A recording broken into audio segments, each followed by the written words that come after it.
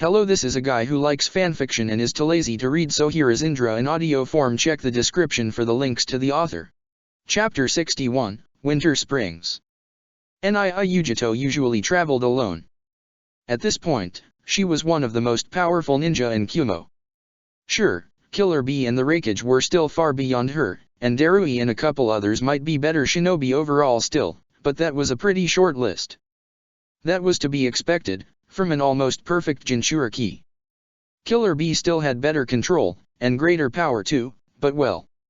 Bee was the strongest Jinchuriki in the entire world. With the war now raging, Bee was to be deployed only in the direst situations. And only with a strong backup, which would likely mean the Raikage himself. Fighting Kiri's Jinchuriki didn't qualify as dire enough, apparently, so Yujito, as the more expendable one, had been sent, along with her one-man escort. He too was more than enough to go on missions solo, usually. War changed things a bit, so the Raikage preferred to send two of his best men, women, together. Safer this way, he had grunted. We'll be in Shimo in less than an hour. Darui said, as casual as ever. Yujito nodded. That's what I figured. You have seniority here. She smiled. Are you fine with spending the night there? Yeah. He nodded once. Just one night and then we go, though. Not wasting too much time is about as important as saving our energy, so dash. So one night will be enough, right? Right. Fine by me, too, Darui. Yeah, he was really easy to get along with. They arrived. Karen confirmed, once they settled into a hotel room booked by Sakura, under a disguise, with the rest of them sneaking in. Do you need to get closer to get a better feel for her chakra? Naruto asked. She shook her head. Nah, it's recognizable enough. Well, that's that, then. Sakura said, falling back on her bed. Are they staying? Yeah. Nobody who's not staying would bother going inside Shimo. She shrugged. Karen continued. So what do we dash? I heard there were hot springs in town. Sakura supplied. Hot springs. Now? Really? Naruto asked, dubious. Got any better ideas? The night's still young. Sakura shrugged. They shared a look. Why not? Karen shrugged. Ino joined in too, and then it was them against him. To the hot springs, then. What was the worst that could happen? That's strange. Yujito said. She sniffed the air again. What is? Darui asked, opposite her in the tea room of the small hotel they were staying in. Yujito was not answering, likely talking to the Nibi. Yeah. Now I gotta check this out. She muttered to herself. Darui, I'm heading out. Will you be fine on your own? He asked. You know me. She grinned. All right, then. Darui shrugged, not particularly worried. If anything happened, all he'd have to do was follow the trail of flame and destruction, and the gigantic creature made out of ethereal blue flames, too. What the hell does it mean? Ino asked, hands on her hips. Karen laughed. Well. Sakura, who had been hesitant herself after reading the sign, now gave Ino a half-amused look. Classic. I think it's what it says on the paper. Mixed and nude sauna/hot spring. I can read, thank you very much. Ino fumed. But. I can't believe this. What's a sauna, even? I've heard that's a steam thing they did in some colder countries. Naruto shrugged. Truth be told, he didn't really care that much. Being naked is probably better than feeling sticky in swimwear. Why would we even be sticky if we're going into the water? Ino asked. A sauna is basically a heated room to make you sweat. But what's the point, even? Ino persisted. Dunno. Ask the guys at the reception, maybe. Naruto stretched his arms over his head, his midriff showing. Ino was staring. Right. She noticed this shirt was a bit too short, too. But that's disgusting. Ino continued. You really don't have to come. Karen said, amused. I just don't want other men to see me naked. Ino shot back heatedly. Sakura chuckled, mouthing other to Ino, who turned red. Don't get angry, Naruto said, seeing Ino's face. But that's fair. See you guys later then. I'm going. Same here, Sakura said. That's what I came here for. Me too. Karen joined in. Ino hesitated. You can probably wear a towel, if you want. Naruto supplied helpfully. Maybe I will. She grunted, going ahead of them. Naruto blinked. What was her problem, even? The first thing Ino noticed was that the changing rooms were mixed, too. She cursed Shimo, before realizing there were cubicles available, too. No big problem here. She went to the baths. It was the middle of the week, and there weren't so many people. Almost none, in fact. Well, she amended, Shimo was a small village, overall. Some of her confidence returned. Towel wrapped around her tightly, she ignored every bath where she could see even a single male. There would be no peeping today, thank you very much. There was an empty one. Ino checked around her. Then checked again. No one was around there, the coast was clear. She checked one last time, before figuring the steam would hide her anyway. She slipped out of her towel, which she laid on a bench, before slipping just as quickly inside the water. Too quickly, in fact. She cursed again as she felt her skin scream bloody murder when she dove inside the scalding water. Ouch. Ouch ouch. She hissed, before figuring chakra could help. Ino channeled it around herself, like a cloak, sighing in relief when the temperature suddenly became something way more pleasant. Okay, she could get used to this. She let out a groan of pleasure, wetting her braided hair dyed red, today. After about 5 minutes, she was feeling absolutely great. Why had she thought this would be a bad idea, again? Being naked was way more pleasant, anyway. Who cared if Naruto? If Naruto? She wondered what he looked like, under his clothes. What would he think of her, once he saw her? She slapped her cheeks. Okay, maybe that had been why she had been feeling anxious about it. And, she was nervous again. She floated around awkwardly, wondering if it was too late to back out. Her heart began to race faster and faster, until she almost felt lightheaded. She could hear voices coming close. Feet smacked against the floor. 3 people, she guessed. Someone laughed. A male laugh that she knew. That was definitely Naruto. She took a deep breath and turned around. Might as well face it. Of course, there was some less than innocent curiosity mixed in, too. Sakura was walking next to them, her body language a bit awkward. No wonder, since she was walking around entirely naked, towel around her neck.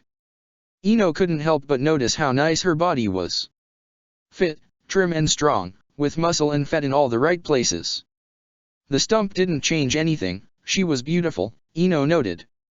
Karen was coming too, and Ino realized, not for the first time, how much she had changed from the shy little girl they had met years ago. She was taller than Sakura, and stronger looking, too, without sacrificing softness. She noticed the firm contours of her hips, her curves. Her confidence, standing next to Naruto. Naruto. She finally took a look at him. Ino blinked. And then blinked again. This was Naruto? No. Fucking way.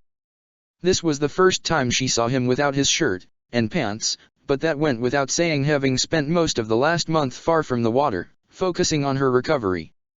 Well, she had known he looked great, loose clothing could only hide so much. But this was something else. She was pretty sure her mouth was hanging open. Naruto strolled in confidently, his long hair flowing freely. Hey Ino. He smiled. Karen and Sakura exchanged a look, amused. Ino didn't really see them, trying to stare and not stare at the same time. She had never seen thighs like this, rippling with muscle. Nor a man with an ass this tight. She could see every line of his body, from his taut abs to his powerful shoulders, his V-shaped torso. And the muscle was so dense, so lean that he somehow still managed to look graceful. He was cut like a marble statue.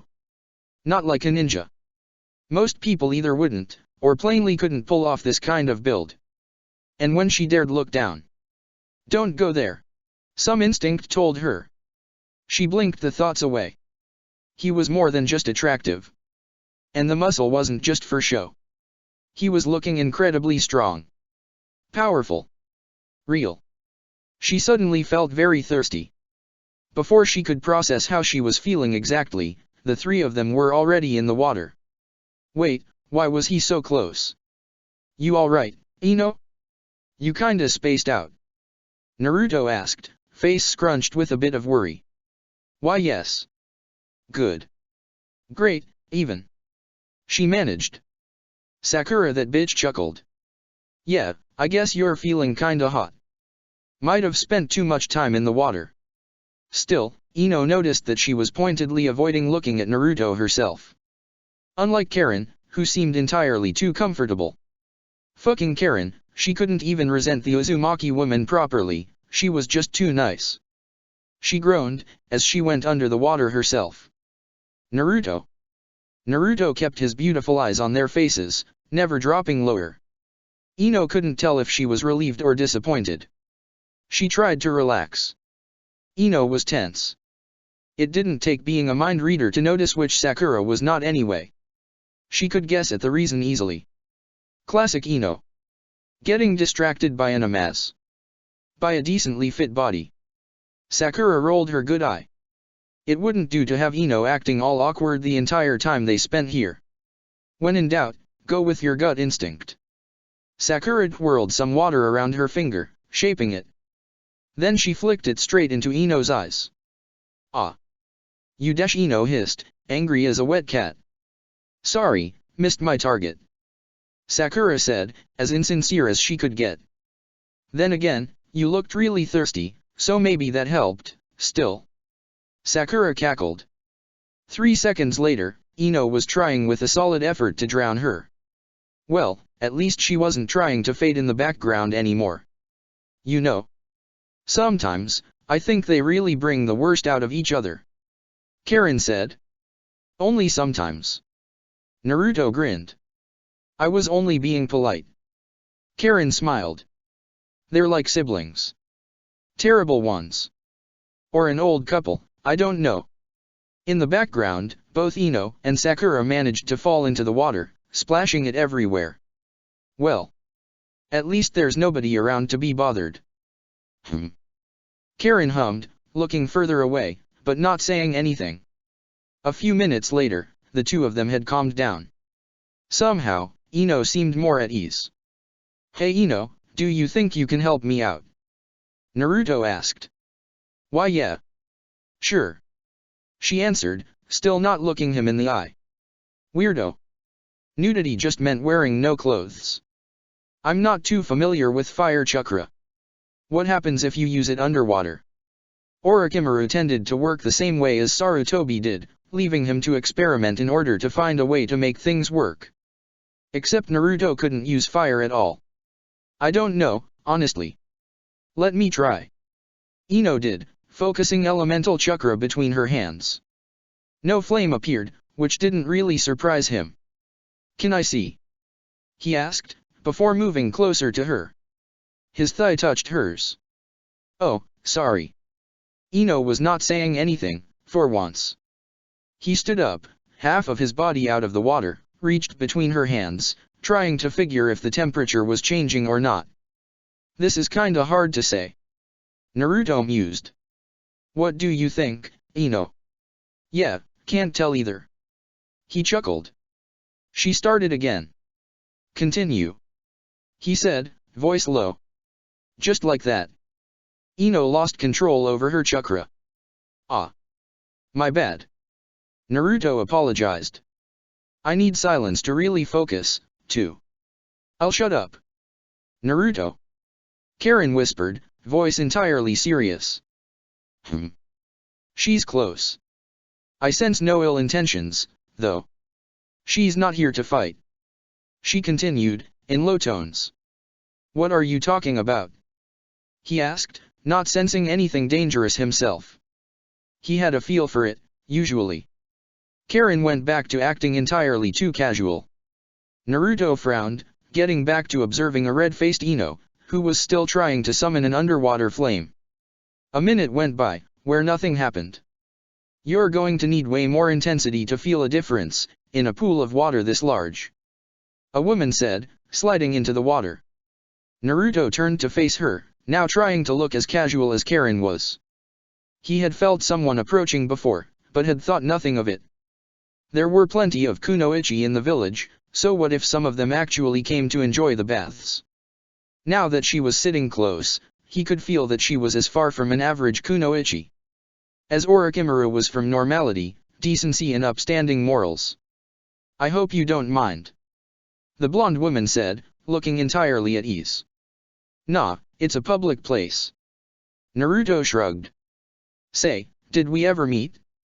You look kind of familiar. Is this a pickup line? The woman half smiled. Are you hitting on me? Naruto squinted his eyes. She laughed. No. So, what was that about the flame? He asked. You won't be able to warm the pool with a flame this week. The woman said again. Of course, Ino being Ino, that was enough to trigger her. Well, why don't you show me how it's done, then? The woman grinned. Naruto was reminded of a cat. Sure, why not? She stood up on the pool's stairs, uncaring of her state of nudity. A red flame grew in her palm. This should be anywhere from 500 degrees C to 1000 degrees C. She said. The flame turned orange. More than 1000 degrees, now, then. Naruto noted. The woman chuckled. That's right. Now. The flame turned hotter, changing to a bright white. Up to 1500 degrees C. It finally turned blue. And that's as hot as it goes. Roughly 2500 degrees Celsius to 3000 degrees C. Naruto could feel the heat coming from it. Still, for good measure, she dunked it into the water. It didn't stop burning. Some of the water started evaporating, and the temperature of the pool quickly rose. I think you made your point. Naruto said. I'd rather not get boiled alive.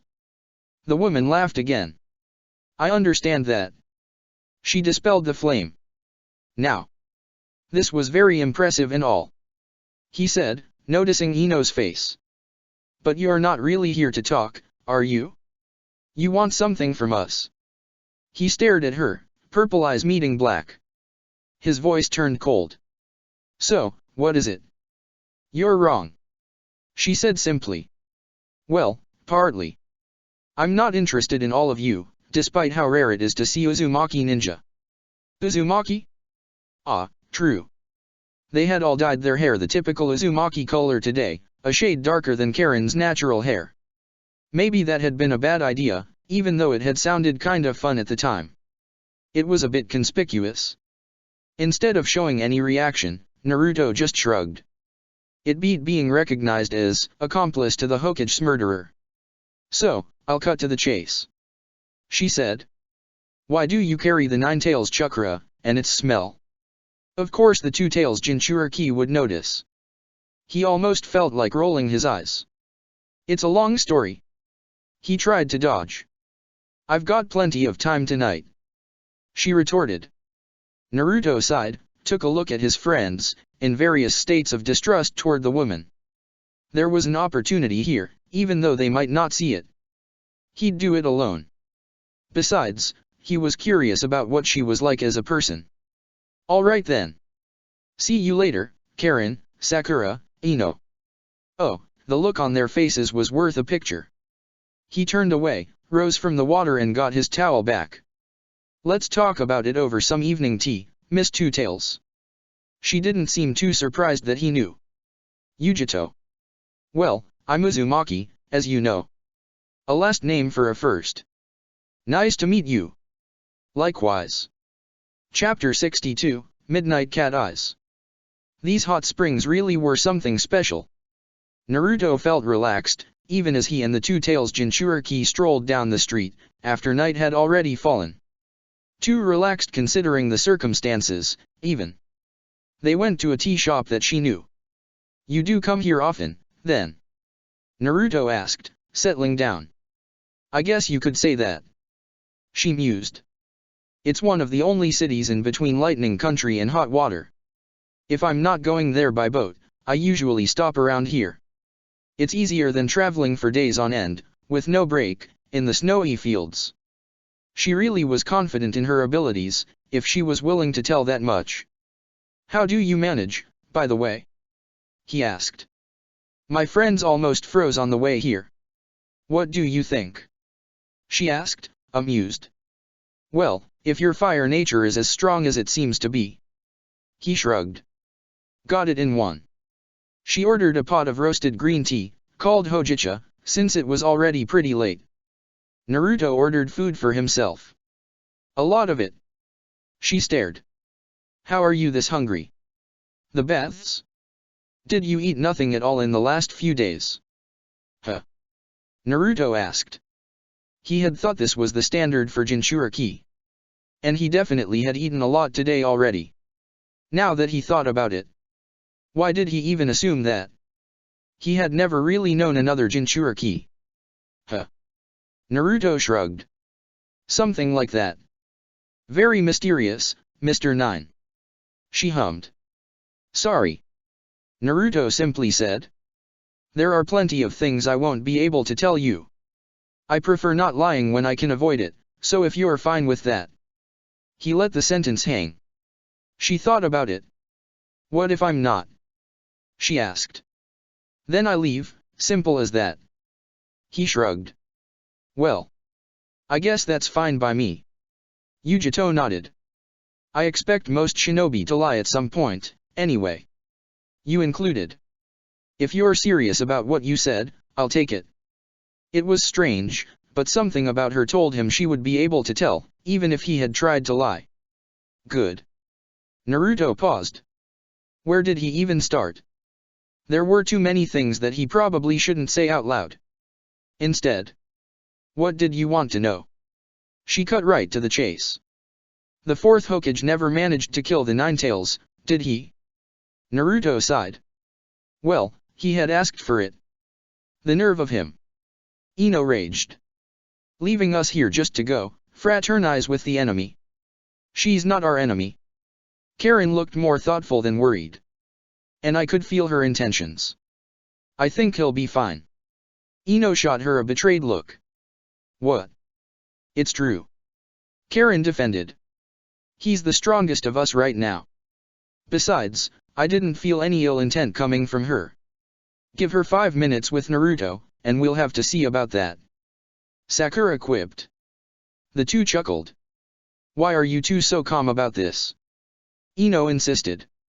Well, even if Naruto ends up saying too much. Sakura began, before interrupting herself.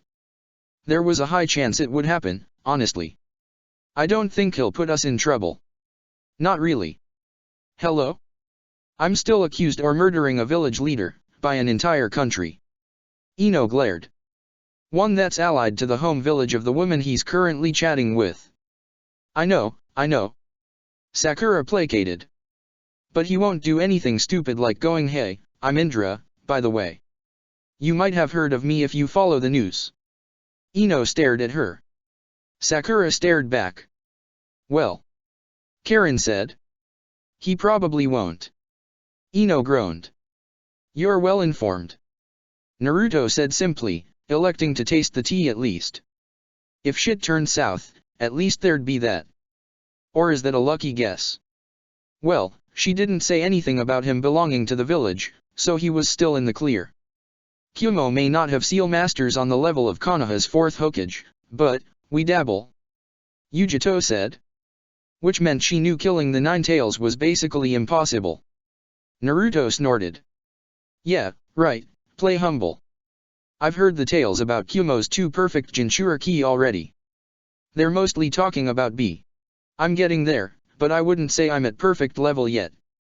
She smiled a bit. Where are you from, exactly? Can't tell you that. He grinned. I suspected so. It was worth a try, though. She took a sip. Well. Is there anything useful that you're willing to tell me at all? There is. Naruto nodded. He knew how he could make his point. What I can tell you is that the Nine Tails was split in two by Konoha's fourth Hokage. In two. Yujito repeated. Well, Kyomo never managed to seal the Nine Tails, so I guess that would be one way to do it. Half of the Nine Tails, well, that was still half of the strongest known living being. His full power might have been too much to handle. So Konoha's fourth. Well, one half he took with him in death. That much is true. He didn't mention the fact that he was actively looking for a way to reach his father's soul, and that it was one of his main goals, besides killing an entire organization of S-rank missing ninja. A bright future, indeed. And the other half? She asked, her black eyes boring into his own. It was obvious she thought he had it. He sighed. Long story short, the nation of Rain has most of it. What? She blinked. If you expect me to believe this dash. It's the truth. He interrupted her. And it is also true that I have a small fraction of the Nine Tails power. But it is only that. A small piece of it. Yujito was glaring at him. Ask the Two Tails, it will likely confirm. He tried. Yujito closed her eyes for a second. She looked back at him. Then she did a double take. It's true. She blinked. Madatabi says she doesn't feel Kurama's mind. Just some of its chakra. It feels like every Jinchuriki knows more about that fox than I do, at this point. Naruto said, half amused. You met some of the others. Yeah. The previous One Tails Jinchuriki, as well as the new one, in passing. The Uchiha? She asked. He's a strong one. I'd assumed so. He said dryly. And the Seven Tails Jinchuriki too. He added with some distaste. Not fond of them. Not her. She's difficult, to say the least. You'll find many Jinchuriki are. She said dryly. It's not the easiest sort of life, as you might know. I wouldn't know. And why not? She looked at him with some confusion. Did he grow up in a different sort of place? Or was this about him carrying only a small piece of the Nine Tails? Because I didn't know I was one until I was a teenager. He admitted. How is this even possible? She asked, in complete disbelief. He didn't answer right away. Nobody told me. And he left it at this. All right, then. Don't say anything. Yujito nodded, a bit sourly. Back to aim. Thank you. He was grateful that she was not pushing, really. He knew he would have. The leader of AIM and of Rain Nation also leads an undercover operation called Akatsuki. She said nothing. Undercover operations were something every village did. I know what you're thinking. He chuckled. His is a bit peculiar, though. Why is that? And what is your relationship with Rain, then, if you have a piece of the Nine Tails within you? She asked, suspicion obvious in her voice. Relationship? I wouldn't call it that. It's a simple one. He took a sip. They are after me. After you, too. Why is that? She asked again, with mounting dread. Deep down, she knew. Because Akatsuki intends to capture every single Biju. Including the small piece of the Nine Tails inside me. The women had gone back to the place they were staying at. Well, that was pretty nice. Sakura stretched. Ino wouldn't say it, but she had enjoyed it too. It had been relaxing, especially once Naruto had left. Which she wouldn't admit out loud, because of the clear implication. She could be stubborn like that. I'll stay awake for a while, in case anything happens with the Two Tails woman. Karen declared. I'll wait with you. Ino said. Wouldn't it be smarter to take turns, though? Sakura asked. Nah, I'm waiting. Ino folded her arms. Suit yourself. Sakura shrugged and slid into bed. She'd wake up early and relieve them, even though they might not agree with it. Are you being serious, right now? Yujito asked again. Entirely. Naruto nodded. You could be lying. Except she didn't really smell any of the usual tells. And his soul didn't waver. I could, but I'm not. Any proof of what you're saying? No, not really. Only my word, he admitted with a shrug. But his organization, the one called Akatsuki, I'll give you a list of the members we know later. They are very likely to come after the Jinchuriki who are out in the open. As in, I'm almost sure of it. That means you, and that guy from Kiri, the man who holds the 6 tails. She scoffed. AIM has gotten much stronger in the last few years, it's true. But supposing there's any truth to what you're saying. What kind of man thinks he's going to be able to take on every single Biju? One with the Rinnegan, I'd say. Naruto shrugged. The Rinnegan's only a legend. Naruto said nothing. Isn't it? She repeated. No. It's very real. His face turned somber. She could feel Matatabi rumble something in displeased agreement. For real. Yujito breathed out. That's how they got the 9 tails already. That's how they got the 9 tails from me already. No fucking way. They will target you for extraction. Well. Her eyes turned hard. I won't let them do as they please. I'm sure. Naruto nodded. Careful. Your chakra is leaking. He then added. It felt like a raging fire, and something otherworldly that made him think of the day he was born. My bad. Yujito nodded and wrestled it under her control again. That's not it for the bad news. Naruto continued. The organization is made up of S-rank missing ninja. Yujito closed her eyes. They seem to travel in groups of at least 2 people, from what I know. Any known members? He handed her a copy of a scroll that contained the relevant information. She said nothing at first. So yeah, if you got a few S-rank missing ninja in your ranks, you might want to consider the possibility they might have joined up. Because the Akatsuki probably reached out to them. We'll definitely check. Thanks for that. She said, pocketing the scroll. Naruto shrugged. Well, that's most of what I can tell you, I think. He said sheepishly. Wish I could tell you more. What are you guys even doing here? She asked, looking at him seriously. Ah. He laughed. We're trying to track them so. So you figured the best way was to follow me around. She completed, somewhat amused. Only because he really didn't seem to be a threat, though. Yup. Naruto said, unashamed. Very pragmatic of you. She hummed. Thanks, I try. They sipped some tea in peaceful silence. Now, speaking of pragmatism. Why don't you go to the villages directly? Naruto barely held back a wince. He had hoped she wouldn't realize it now. He went with the truth. Some of the villages might suspect it already. As for me, there are a few reasons that prevent me from doing that. And since I have no proof, anyway. He shrugged. Though. If the message comes from you, Kyumo might listen. You're acting pretty shady, right now. And that's assuming I believe you in the first place. She said, taking a long sip of tea. But you relax. She chuckled. I didn't say I didn't believe you, either. The way I see it, you don't have much of a reason to make me believe this. There's not much you could gain from it. Unless I'm missing something crucial here. Naruto thought. Maybe I thought I'd win a potential ally against Akatsuki. He felt the need to add. Not necessarily. She laughed. I'm not about to go on a crusade against Rain Nation on a stranger's word, fellow Jinchuriki, or not. I'd have to see if this is true, first.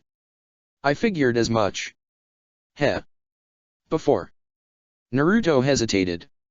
She looked at him expectantly. There was no reason she'd tell him, since he himself had avoided many questions. He would still try. You said that Jinchuriki led hard lives. I've seen that in the few I met.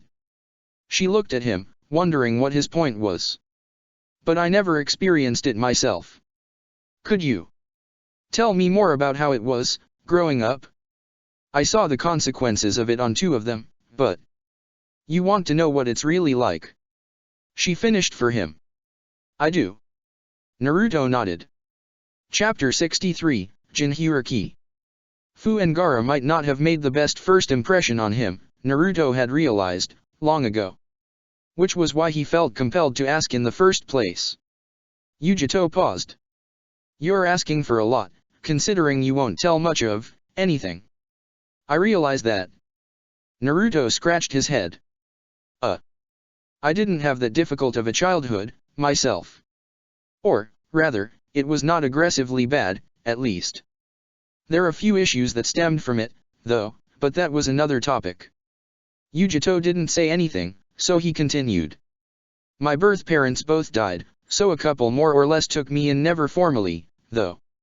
They probably felt like they owed this to my parents. Was he still skirting the line? Or was he already giving too much information away? The woman did most of the child rearing, especially when I was very young.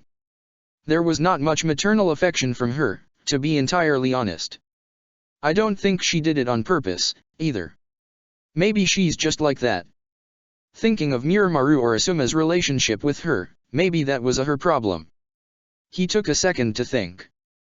The man trained me and taught me many things, and acted like a grandfather would, some of the time.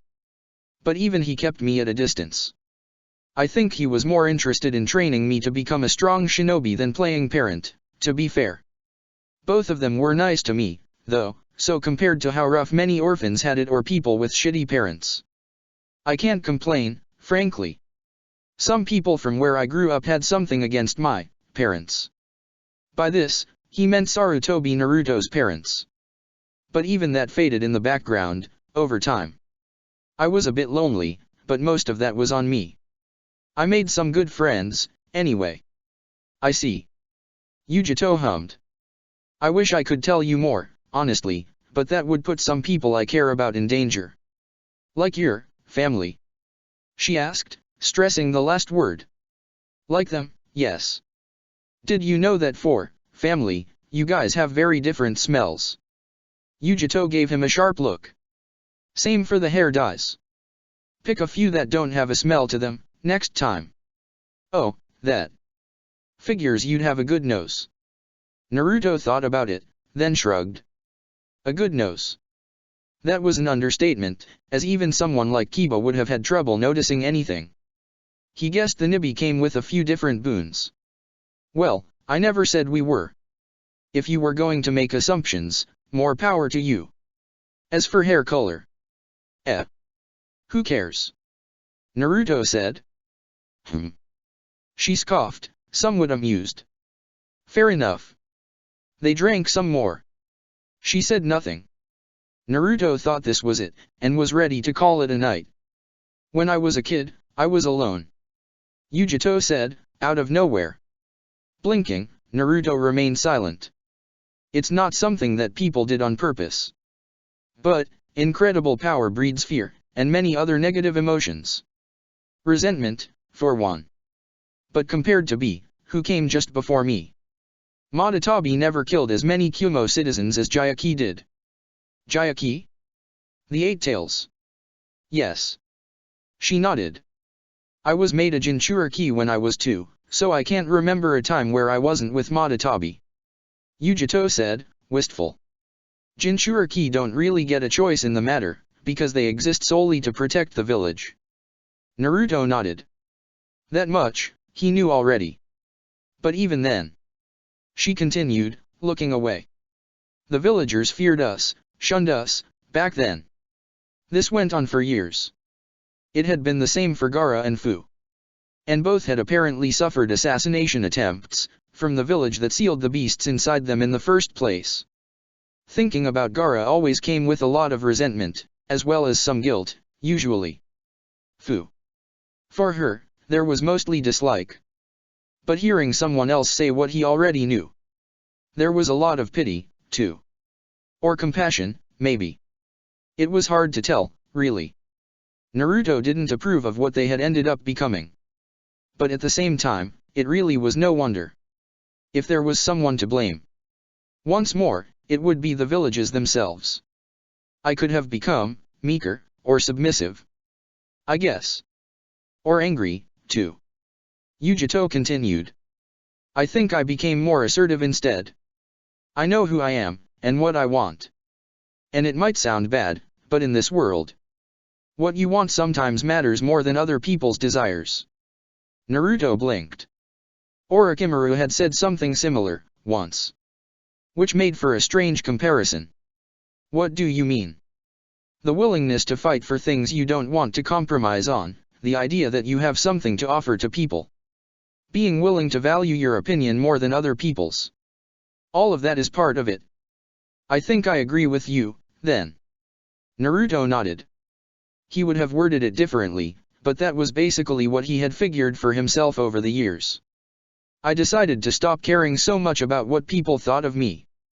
Strangely enough, it's made people like me a lot more. Naruto smiled at her. And in the end, Yujito looked at him, a small smile on her own lips. Things changed over time. Kyumo's people came to trust, respect, and yes, even love us. I'm glad to hear that. Naruto said. He wondered if Gaara would have been able to have that, someday. Or if he had been too far gone already. And if Fu could still find something like that for herself. It was hard. But even if I could, I wouldn't change anything. Yujito said, wiping a tear from the corner of her eye. She grinned. Well, look at me. Getting all emotional over this old stuff. Naruto smiled back. No shame in that. We're people who happen to be shinobi, not machines. Now if only he could take his own advice. It's true. Too easy to forget, what with the war raging. Yujito nodded. You'll be fighting soon, then, won't you? Naruto asked. Definitely. I probably will, too. Not for the villages, though. Wanna have a last drink before the front lines? Between Jinchuriki? She asked. I know a nice place. Only if you promise not to poison me. He smiled. She grinned. Why would I even need poison when I got fire and these sweet claws? This is pretty good. Uzumaki said, swallowing yet another mouthful of a drink with a name he apparently couldn't remember, only looking slightly inebriated. People tend to drink more alcohol in colder climates. It's not too surprising that they'd have decent stuff. Yujito supplied, her own cheeks only slightly red. It definitely was a Jinchuriki thing. Most people would likely be sleeping on the floor by now. Or throwing up. Because, there's nothing to do. He asked, only half serious. She chuckled. Mostly because it helps with staying warm, but maybe that, too. I like it. He shrugged. I had the impression, yes. She said wryly. And I like what you did with your hair. He said, switching topics suddenly. She blinked. My hair. Yes. He smiled. The whole ponytail wrapped in bandages thing looks pretty cool. He thought for a second. Don't tell my friend I said anything positive about bandages, though.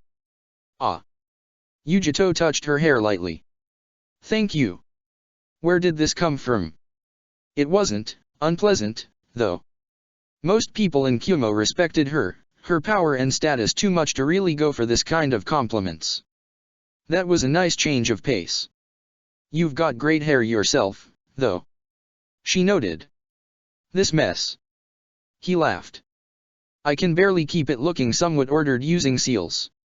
You should see it in the morning. Well, I like it. She smiled, her hand coming down to caress it. He didn't mind.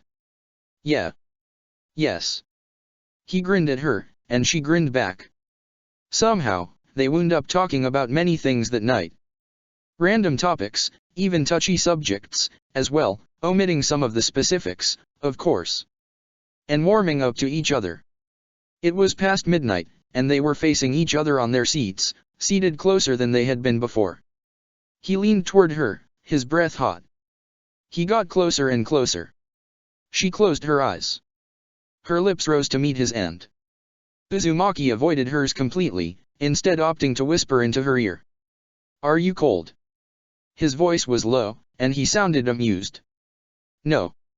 Why do you? She looked down at herself. She blushed lightly when she noticed her nipples were poking through her shirt. She slapped his shoulder, laughing a bit, and put a hand over her chest. You really have no sense of decency, do you? Not really. He shrugged. All right, I think I'm going to order a last one dash. Even more. She laughed, her cheeks still flushed red. Just for me. He grinned. Then it's time we head back. Yujito hesitated for a second. You said you played the koto. It was her turn to switch topics abruptly. I know a few songs, yeah. That was probably him trying to be humble. Do you have it with you? Sure, in a scroll I carry on me. He nodded. Why don't you show me? She asked, leaning into him. Sure. He reached for his pouch. She ran a finger along his shoulder. Not here. All right. Lead the way. There's something exciting, something hot about the idea of bringing this handsome stranger, whose first name she still doesn't know, back to her room. And Yujito trusted her instincts, she wasn't in danger with him. They chatted idly along the way, his arm around her waist, and her own around his, laughing. He ended up playing a full song and a half for her. Enough for her to realize that he's a very talented musician, and that she'd rather listen to it at another moment. She almost pounced on him once he was done, dropping any pretense of this being about music. He didn't seem to mind, far from it. He kissed her, a hand holding her close against him, the other deftly opening her braid in one single motion. Her own hand found his hairband, pulled it off. She chuckled. All right. She laughed. Maybe you weren't exaggerating, about your hair. The sheer volume of it was impressive, to say the least. Told ya. He grinned. Can't wait to see it in the morning. She licked her lips. He let out a grunt in answer, eyes hooded, while removing her top. He bit down on her neck, licking, teasing and suckling her soft flesh. His left hand unclasped her bra before she even realized he was doing it. She was moaning under his ministrations, and it wasn't long before the rest of their clothes fell to the floor as well. Yujito hid her face into his shoulder, feeling his strangely soft hands cup her breasts. Stop, teasing me. I don't see what you mean. She could almost feel him grin. You've been doing it ever since we got to the bar. She almost whined, Kyomo's strongest kunoichi. Oh? My bad, then. His hands went lower, and lower, grabbing her thighs, her ass. She felt so light, as though he could carry her one-handed. I love your ass, you know. He grunted. I might have been staring, earlier on. So it was not my imagination. She chuckled. Probably not. He laughed. You're pretty good at looking innocent, though. I really thought I was imagining it. Guess I am. He had learned from the best, growing up with perverts like Sarutobi around. And he thanked the man for insisting he learn the koto. Once more. He kissed Yujito again, and a wave of arousal flushed through her. Oh God, why was she so turned on? She wondered, as she could feel herself dripping over him. He noticed, too. Beautiful. He actually. Oh. What the hell? He lifted her with his bare hands, as though she weighed nothing at all, and held her up there, his hands under her ass. It should have been uncomfortable, but it wasn't, not for her. She felt his eyes on her slick cunt. Enough, teasing. She tried again. Fuck that. He dove in, his tongue running across her lips. She gasped. It was almost too much. Yet her traitorous body was responding, and she felt herself become more and more aroused. The sounds she made, from both ends, were almost embarrassing. She squeezed his head with her thighs, her back arching in a way that would seem painful to anyone who wasn't as flexible as she was. That was how she came, screaming, held up in the air by two hands stronger than they had any right to be. He put her down on the bed. You really are a cat in heat. Uzumaki laughed. He was standing over her, this giant of a man, his beautiful body glistening. Yujito noticed he was very aroused, too. The next instant, his erection brushed against her nether lips. Then he was halfway inside her, stretching her beautifully. She gasped, legs shaking. How big was he? He stopped himself there, looking at her directly. More, more. She was moaning pitifully, and somehow, she didn't mind at all. Uzumaki obliged. Soon, his greedy hands were grabbing her thighs roughly, burying himself deeper and deeper inside her with each slow thrust. Until he sank into her completely, until she was entirely breathless. He kissed her again. His body was flush against hers, and her sharp nails dug into his back. He continued to thrust, and she could only moan, arch her back and meet his rhythm. It was hot. It was fast. It was almost angry. They went on for a long while like this. It was incredible. And, she could feel his chakra, and hers. Similar, yet so different. Your chakra. She moaned. Mine. Somehow, he understood what she wanted. His chakra reached out to meet hers midway. Wind lightning storm met fire soul. For a moment, she saw him. Really saw, understood him. There were no words, no names, but she understood the sort of man he was. And she knew he saw her, as well. Her cry of pleasure took her by surprise. They came together, as intense and beautiful as it could be. He stayed inside her. That was something. They said nothing for a while, laying in each other's arms. She broke the silence. That was amazing. Yeah. It really was. He grinned, and gave her a soft kiss. She could almost see through him, right now. He was worried. Whatever it was that just happened, she could now tell that something about it was on his mind. A few minutes later, he confirmed it. As nice as that was. I really think I'd better go now. I know my friends were waiting for me. And they might be worried, by now. He said, looking hesitant for a change. All right. She smiled. Shame I won't get to see your bed hair, then. Why do you think I'm leaving? He joked and she chuckled. Naruto got dressed. I will see you around, then, since you and your friends will likely be hanging somewhere in the background, waiting for danger to strike. How heroic. Yujito said playfully. If she weren't so damn certain he didn't mean any harm, and that he had meant every word he had said, she would find it far less funny. Yes. Uzumaki smiled. Then he turned more serious. We will be around. So that neither of us has to keep running away. Knowing him as she now did, she knew he didn't just mean the Akatsuki. But what was he running from, then? He kissed her goodbye, with the promise of coming to see her again, whenever the opportunity came. Then he faded into the night. In the back of her mind, his presence settled. Further away, she could almost feel what seemed to be three other shining points, all of them interconnected, in a way that she could not really understand. Naruto got back to the hotel room late, very late. Sakura was already sleeping. Karen was as well, but Naruto knew she would have wanted to make sure he was safe first. Once she realized that he was going with Yujito willingly, she probably considered that task done. Ino, though. Ino was awake.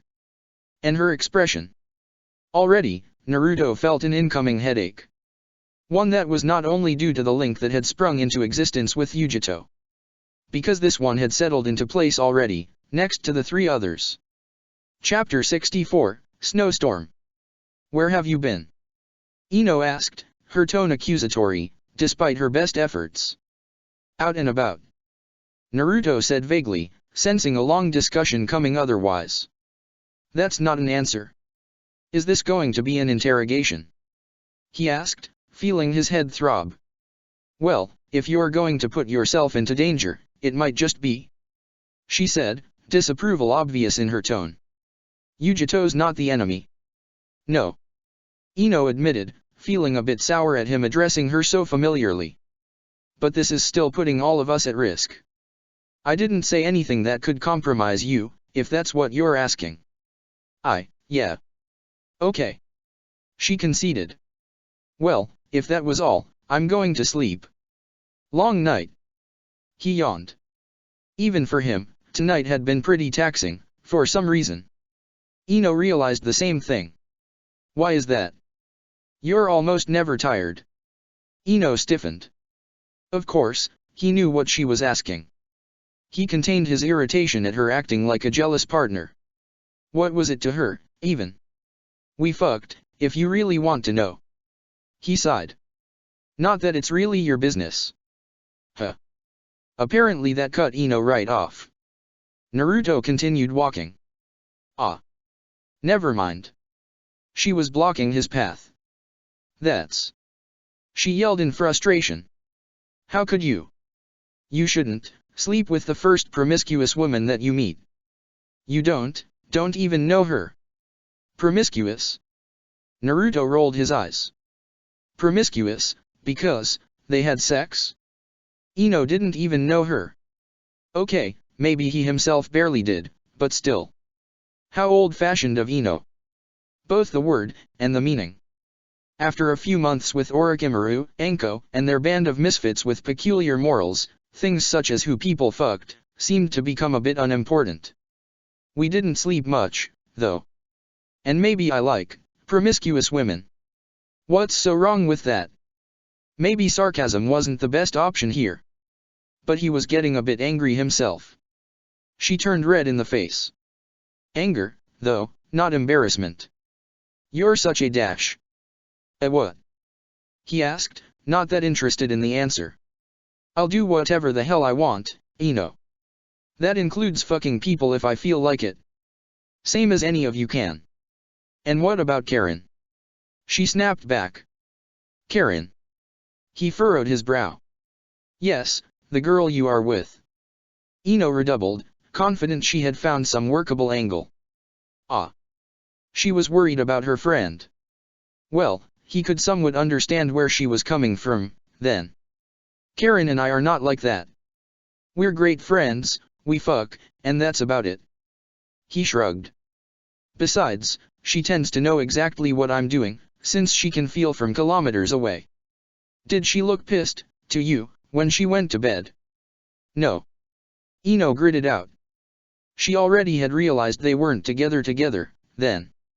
Maybe Karen told her, even. Then she's fine, too. And what about Dash? I'm going to bed, Ino. Naruto moved her aside delicately. Fine. Ino raged tearfully. Keep doing whatever the fuck you want. Fuck whoever you want, then. I will. He sighed. I don't know what you're so angry about, but good night, Ino. Thanks for waiting for me, too. There was no door for her to slam, but he knew she wanted to. He had been too tired to think last night, but when he woke up in the morning, Naruto realized that his new bond could be a problem. The fact it had come unwanted was his first worry. It had never happened before either. Not with Teiwa, not with that girl from Hiraji he could barely remember, not with Karen, either. They had joined their chakra while both had been entirely open. Naruto had felt her own, that felt like fire and soul. There were some rumors that said that the Nibi was very similar to a Nikomata.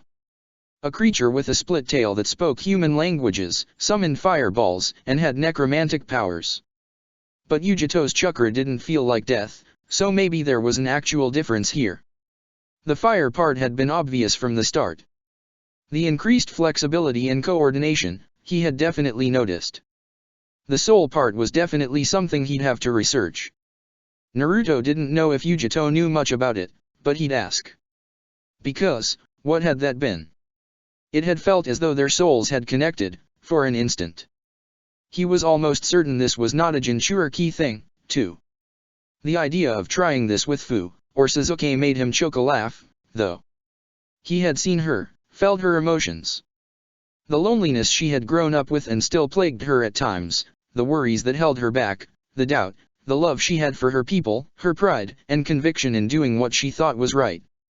And he knew she had peered into him all the same. Honestly, Naruto didn't really enjoy the fact that his soul, his mind, had been so vulnerable. Knowing her as well as he unwillingly did, he knew she wouldn't have done this on purpose, either. For similar reasons. Naruto was almost sure that they had influenced each other, in a way he could not fully comprehend yet. Well, maybe Orochimaru would know something about it. He'd have to ask the man. As he was about to head out, Naruto wondered. A link was a link, wasn't it? Maybe. He tried to focus on the bond with Yujito. Reaching deep, he visualized the confident, courageous, proud, and wise Kunoichi. Decisive, firm, loyal. He pulled. Nothing happened though. Ah, well. Didn't expect much. He sighed. Of course there was no shortcut here. Oh boy, here he comes. Karen whispered to Sakura. They both turned to stare at Naruto. Karen seemed pretty much normal, so he was relieved. Despite his assurance the previous night, he had been a little worried about how she would react. Just because someone said they were fine with something, didn't mean they were. Case in point, Ino. Sakura. Ah. The man, the myth, the legend. The Uzumaki heartthrob, in the flesh. She laughed, undoubtedly trying to rile him up. Ino left the room, slamming the door behind her this time. Naruto let out a tired, amused sigh. Was this really necessary, Sakura? I can understand that Ino feels as though I'm betraying Karen by having sex with foreign ninja but dash. Wait. Sakura blinked. You actually slept with her? Told yeah. Karen whispered, not particularly surprised. We didn't sleep together, there's a nuance. Oh. Sakura raised an inquisitive eyebrow. Same thing, anyway. Well. Maybe I shouldn't have done that, then. I'm going to find Ino. She winced, taking a large swig of water. Why does she care that much about what I do with other people? Naruto wondered out loud. Sakura and Karen shared the same blank expression. They looked at each other. Karen let out a nervous chuckle. Sakura choked on her water. Are we ready to leave, now? Ino grumbled, once they were all outside of the inn. Since we got a feel for that, woman's chakra track, in detail. She was glaring at him. Yes. Karen nodded. We're ready to go. They went already, so let's follow and keep some distance between us. Naruto noticed that Ino was not wearing the cloak he had gifted her, opting for something she had probably just bought in Shimo instead. Shame. The cloak didn't do anything to her. Also, she was making a point of not looking at him, apparently. He rolled his eyes. Let's go, then. Naruto nodded. They left Shimo, heading back to the southern part of the country, through the frozen waste. He left a permanent mark 5 minutes away from the village, behind a snow dune.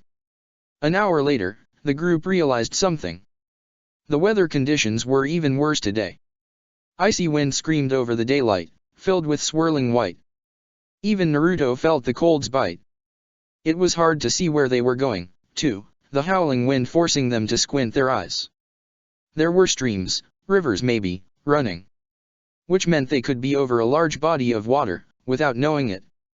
Stay ready to walk over water, the ground might shatter at any time. Karen called. I will tell you, if there's anything that feels like a lake close by. Sakura assured them. Okay, that won't do. Naruto said. Luckily, he had some time to think about a workable design. Let me try something.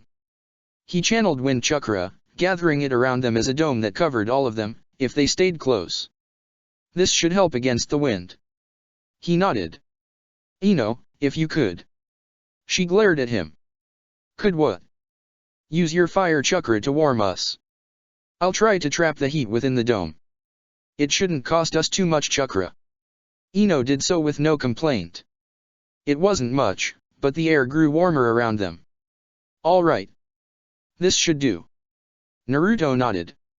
He pulled a scroll out, thought a few more seconds, and wrote down several characters. He bound them to 2 smaller kanji, which stood for the main components of the seal, shiki. They were fire and wind, of course, with smaller characters indicating the shape, spherical, and the range, diameter 5 m. Or rather, it did, for anybody who knew how to read seals. Seal. He called, pulling the dome inside the scroll. Karen, if you would. The gold bands appeared around her upper arms, and she made the seal rely on natural energy instead. All right, this is still a bit unstable, since I'm not too good at making use of fire, right now. Naruto laughed self-consciously, stepping a bit further away from them, scroll in hand. Let's hope it doesn't blow up in our faces. Wadeshino started. Kidding. It will work or it won't. I put in some safety checks. That was something he had learned the hard way. He activated the seal. The heat dome spread around him, warmer and brighter than before. Ah, the wonders of the natural world. Naruto laughed, seeing their dumbfounded faces. Let's get going, I don't know how long this is gonna last before it needs to refill. They didn't have to wait that long. It turned out that trouble was already on the horizon. There are 3 new chakra signatures, about 10 kilometers south. Karen declared. What can you tell us about them? Sakura asked, putting an exit portal down, in case. One's almost pure yang, one's water and wind, possibly something else, and the last one doesn't feel human at all. Karen said worriedly. Hostile? Naruto asked. Karen hesitated. Hard to tell from this far, they're about to meet with the Kumo ninja. Naruto grunted. This could be bad. If it really were Akatsuki, a few instants could be enough to make the difference, especially with 3 of them here. If not, well, he'd probably look like a love-struck fool, rushing after a woman he'd known for a few hours. He cringed a bit, but well, this was not important. I'm going to go ahead, then. In case. He said. That's way too dangerous, you're one of the targets. Sakura tried to reason with him. So is she, so at least I've got 2 allies already. He said, resolute. Take the heating scroll, and well, see you there. He threw it to Ino, lightning and wind already coursing through his legs. He bent his legs, and focused. Don't dash, Ino tried.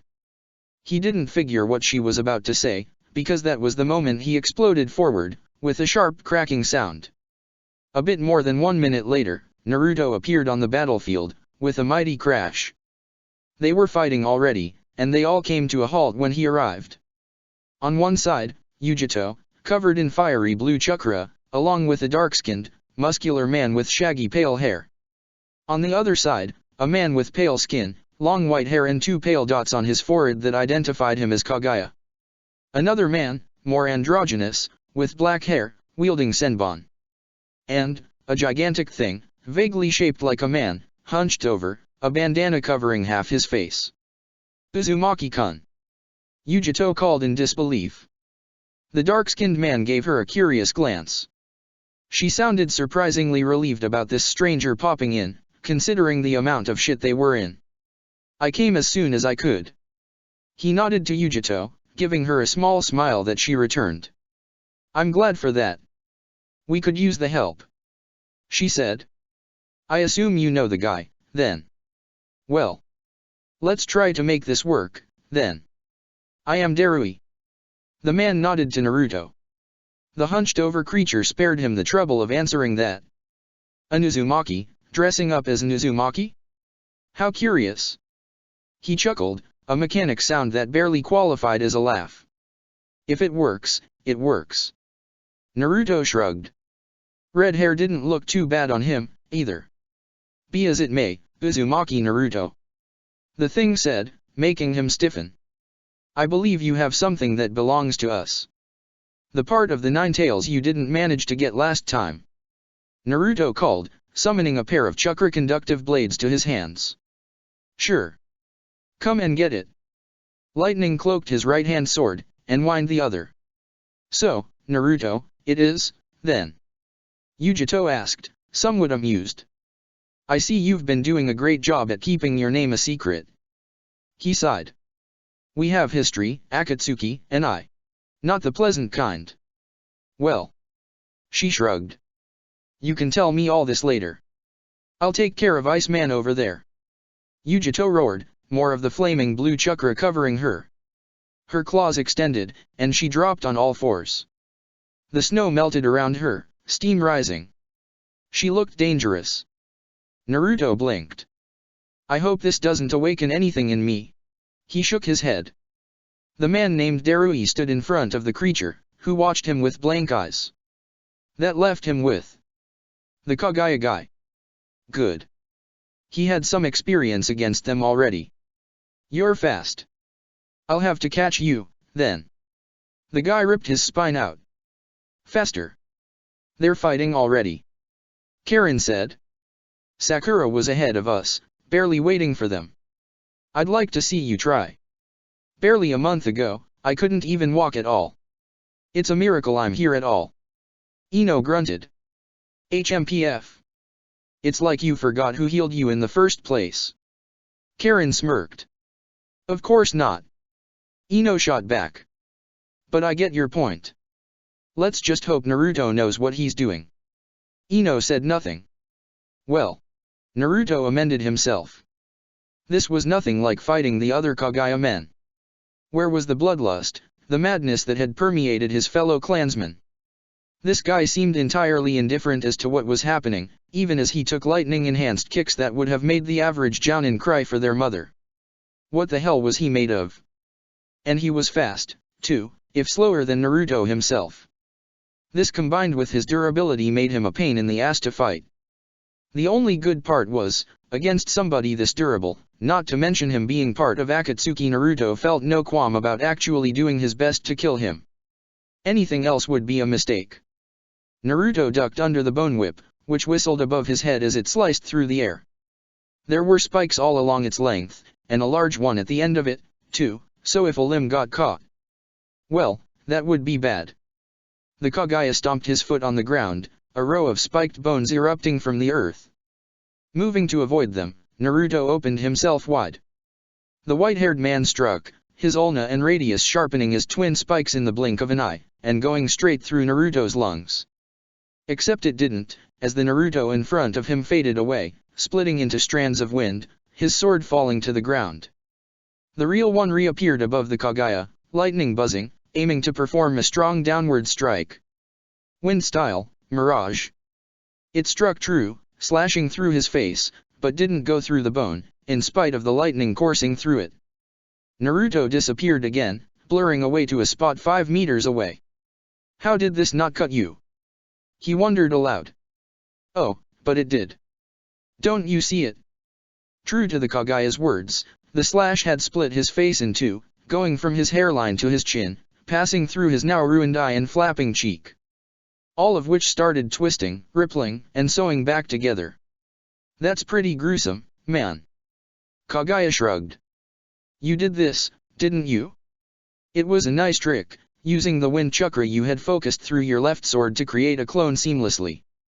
I fell for it. It won't happen again. Thanks, I guess.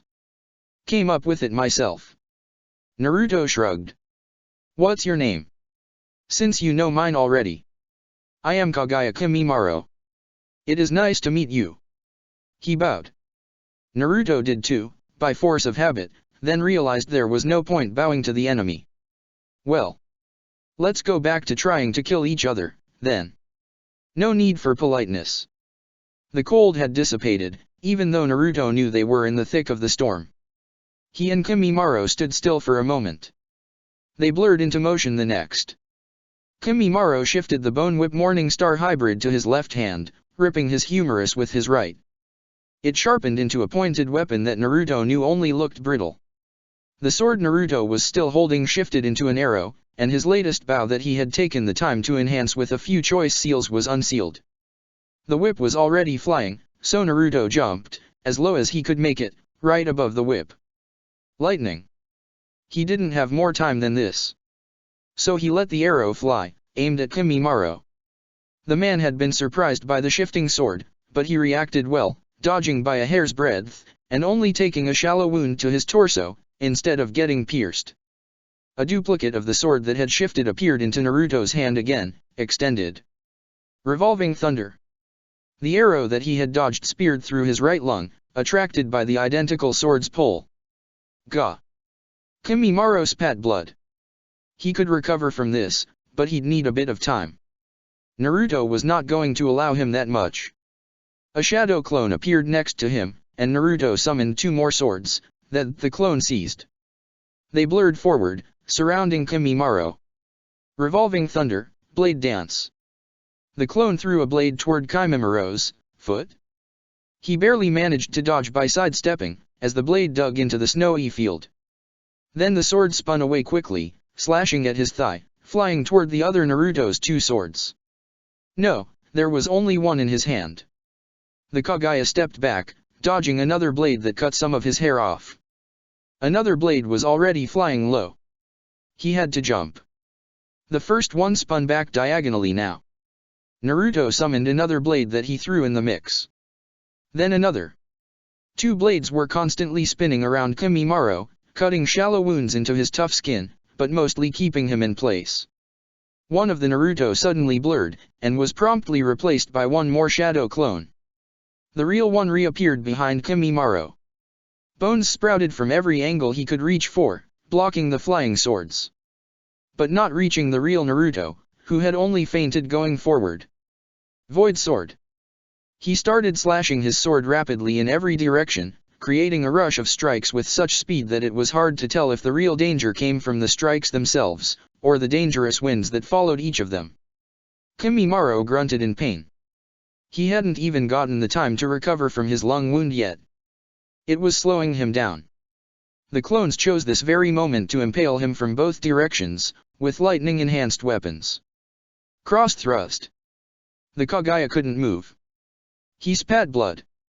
To finish him off, Naruto spun, wind and thunder blurring his sword to the eye, a whirlwind of motion.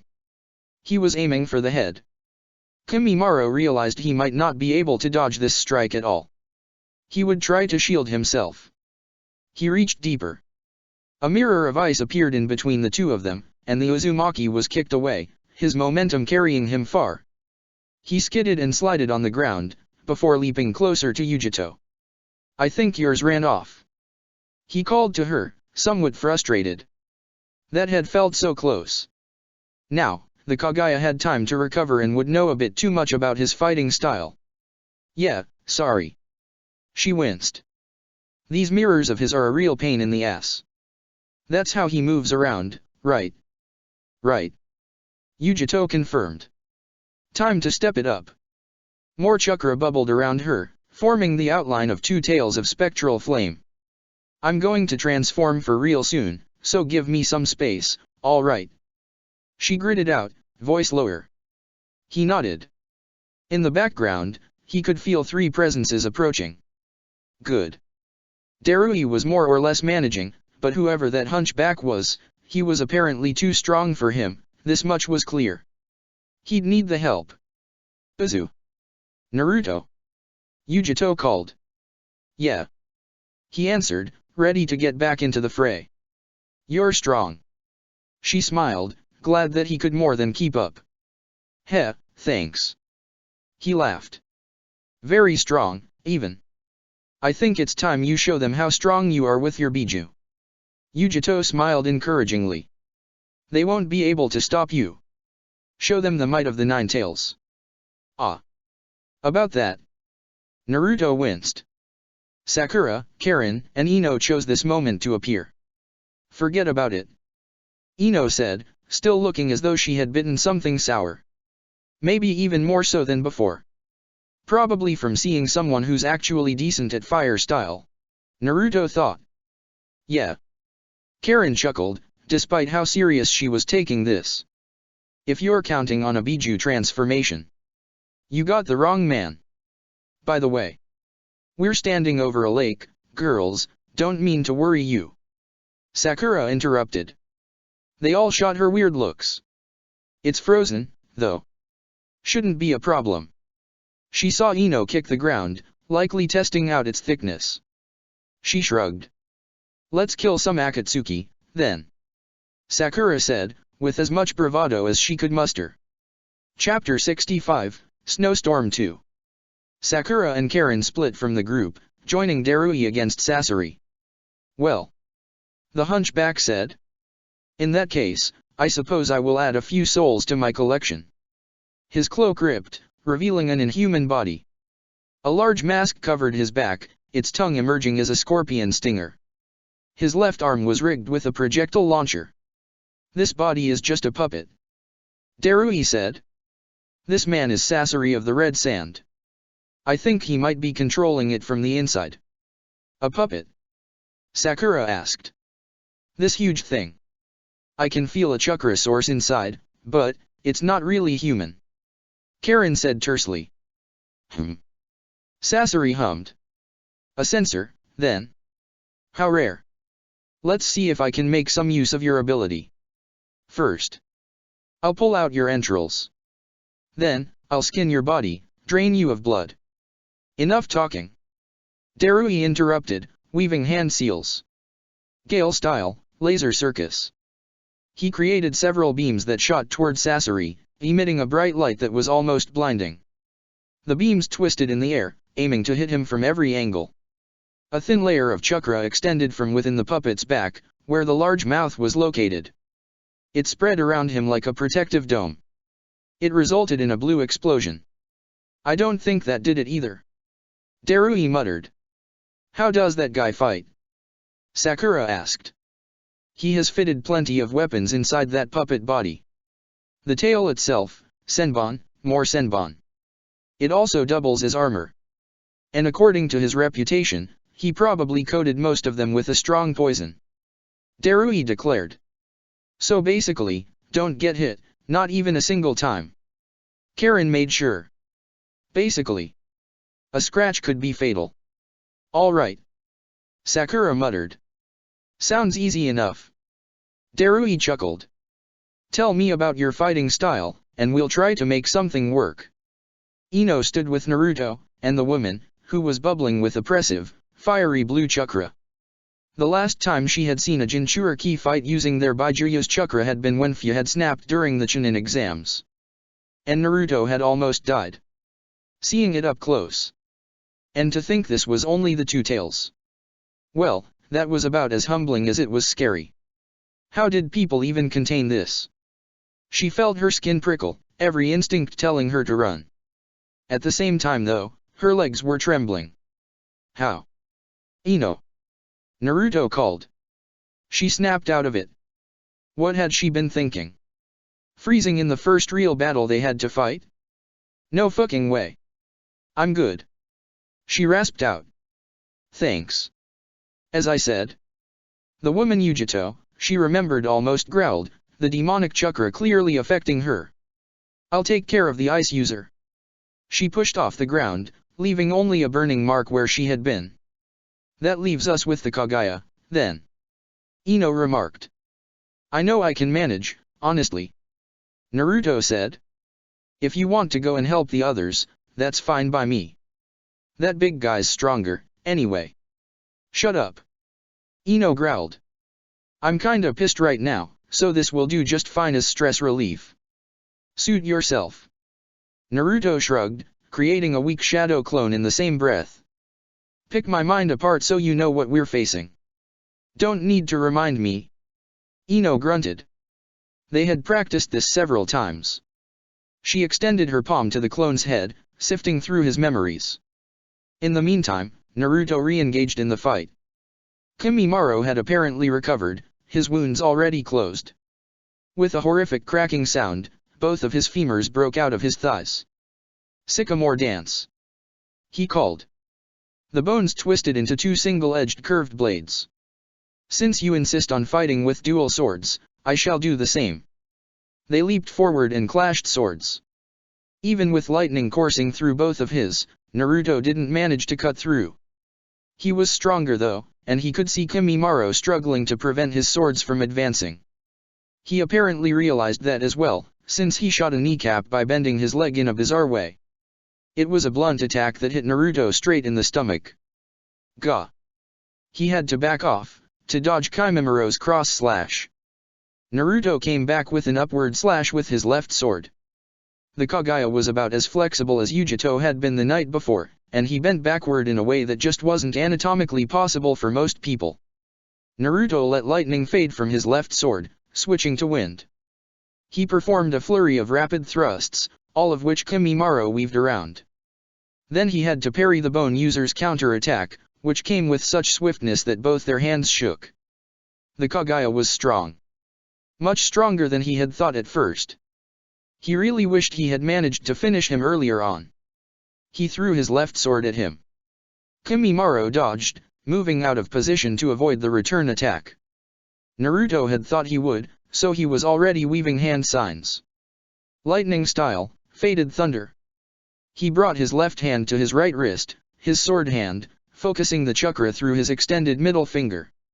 A point of light shone in front of it before disappearing. Kimimaro grunted and moved, a burned hole appearing through his chest, the concentrated bolt of lightning having moved fast enough that he could not see it. Naruto winced. He had been aiming at his head. Naruto moved again, wind and lightning both channeled inside his only blade, in a highly unstable mix. The head, always the head. There was no time for hesitation. Kimimaro exploded into what looked like a particularly sharp pile of bones, one that covered every part of his body, causing Naruto to skewer himself. And considering how fast he had been going, he did a lot of damage to himself. Dance of the Larch, Bloom. Naruto stepped back, slowed down. Blood was pouring from his mouth. Did you think the same trick would work twice? The Kaguya asked. I let myself get hit by your first jutsu so that you would get close. Then he appeared in front of Naruto, long bones still protruding from his hands, shoulders, elbows and knees. He started spinning, every turn coming with unpredictable attack patterns that Naruto was hard-pressed to counter, especially in his wounded state. His sword was on the edge of shattering, too. I'm going to need to heal. Quickly. But the Kaguya wasn't going to give him the chance, apparently. If he blinded him, he could probably. The Kaguya froze for a second. Nice going, Ino. He shouted, seeing her hands extended in one of her clan's techniques. Quick. I can't hold him for long. She shot back, straining. I'm too far and he's too strong. It's more than enough. Wind. Lightning. Naruto channeled both of them in his hand, summoning another unstable blade from their fires. Thunder Blade. He aimed for the soft part of the Kaguya if there really was such a thing. In between two ribs. Naruto saw it in slow motion. The blade penetrated, but before it could puncture his heart. Kimimaro regained control of his body. His ribs shifted, slamming shut, and trapping the blade in between them. He grunted from the effort it took. Naruto continued to push. The grinding sound of ribs against sword was terrible. He saw Kimimiro's hand flashing and knew he was about to get stabbed again. Instead, he let go of the sword, of his control over the clashing elements, kicked the discarded sword sharply and leaped away with a backflip. Boom. He let out a small grin. The unstable sword imploded, turning into a shower of bright blue electric sparks. Raging winds cut and tore through Kimimiro's ribcage, exposing part of his beating heart. Naruto took the opportunity to step back next to Ino and kickstart his healing process. Are you fine? She asked, actually worried. If it were anyone else, these wounds probably would mean seeing a medic, right away. I'll survive. Naruto grunted. He was a fair bit more durable than the average person. Kimimaro was moving again, and Ino weaved some hand seals. Nothing happened. Kimimaro paused, thought about his wounds, deciding to take more time to rest, instead. The Uzumaki could not fight at full capacity, but neither could he, right now. Did you do something to him? Naruto asked. Focus on healing. Please. This is not the kind of guy I can fight head-on. Ino replied, focused on something else. I know that. Naruto grunted. He specializes in taijutsu, and I don't think most shinobi have anything to prevent from coming into melee range. And you do. Sounds bad. Ino nodded. Your lightning can cut him, though, can't it? He hesitated. When I use wind with it, maybe. But even then dash. She stared at him. What about what you did last time? Back in the holding cells? That purple lightning thing. He remembered and winced.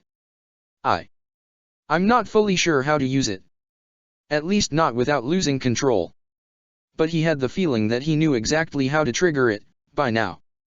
Ino sighed. All right. Well, we're going to need to find a way, then. Quickly. Yeah. I see he has recovered some. Let's go before he finishes. And true to his word, the Kagaya's chest was mostly closed again, even if the skin still looked raw and bloody. You go in front, then. Ino said. I'll cover you. He sprinted forward, his cloak not much more than a patchy mess. Blood still covered his face, and he definitely didn't feel as though he were at full strength. He didn't let that slow him down. Naruto smashed into Kimimaro. This time, his sword did not manage to go past his bones, which seemed to have gotten even denser. It wasn't just an impression, he realized soon, because the Kagaya's bones had somehow become harder to cut through, and heavier when they struck. They exchanged sword strikes, and Naruto noticed Kimimaro was starting to miss more than usual. Kagaya Kimimaro swiped his fingers, short bones extended into something that looked like claws. One of them cut into the Ninetales' face, forcing him to back away again. A clone cut into Kimimiro's neck from behind, with a lightning-enhanced strike that he had not seen coming in time to reinforce himself. What? It had been one of the discarded swords from earlier, one that had stayed on the ground. Or rather, a clone that had transformed into a sword, and had waited for the best moment to strike. He made short work of the clone. Only his cervical spine's density had prevented him from dying. The Kagaya realized how close this had been. Where was his partner, the red-haired, dyed, most likely, according to Sasori, woman? He tensed. He would have to finish this. What was he thinking? He had the advantage, in this fight, no matter the fact that they were two. He didn't have to rush into anything. He relaxed some. Uzumaki Naruto was on him again, all of his elemental chakra focused into his sword. Which meant he was moving slower than before, just to have a chance at cutting him. Kimimaro struck back, aiming at his eyes, but somehow, missed. He hadn't recovered entirely, then. How frustrating. And how frustrating it was, to fight somebody he actually had trouble catching. Usually, was faster, swifter than his opponents. In theory, all they had to do was take the two tails. The frozen waste was the best place to fight it, where its fire techniques would be weakened, and where Haku's ice release would be enhanced. And then the former Ninetales had shown up as well. Now, he had to deal with the most frustrating sort of opponent besides ranged fighters. Someone that was at least as fast as him, and very durable. Why couldn't they understand what Akatsuki were doing?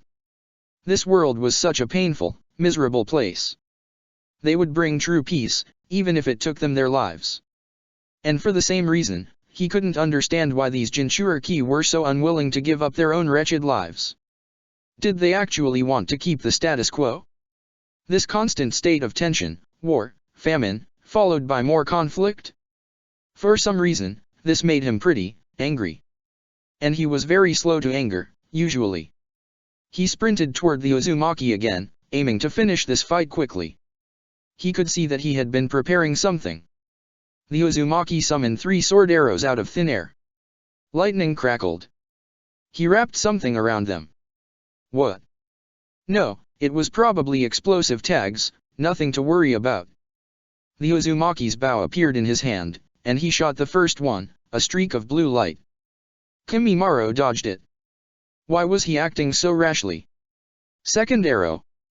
Duck under. Did it matter? No. Not when he was about to kill him. And her. Third arrow.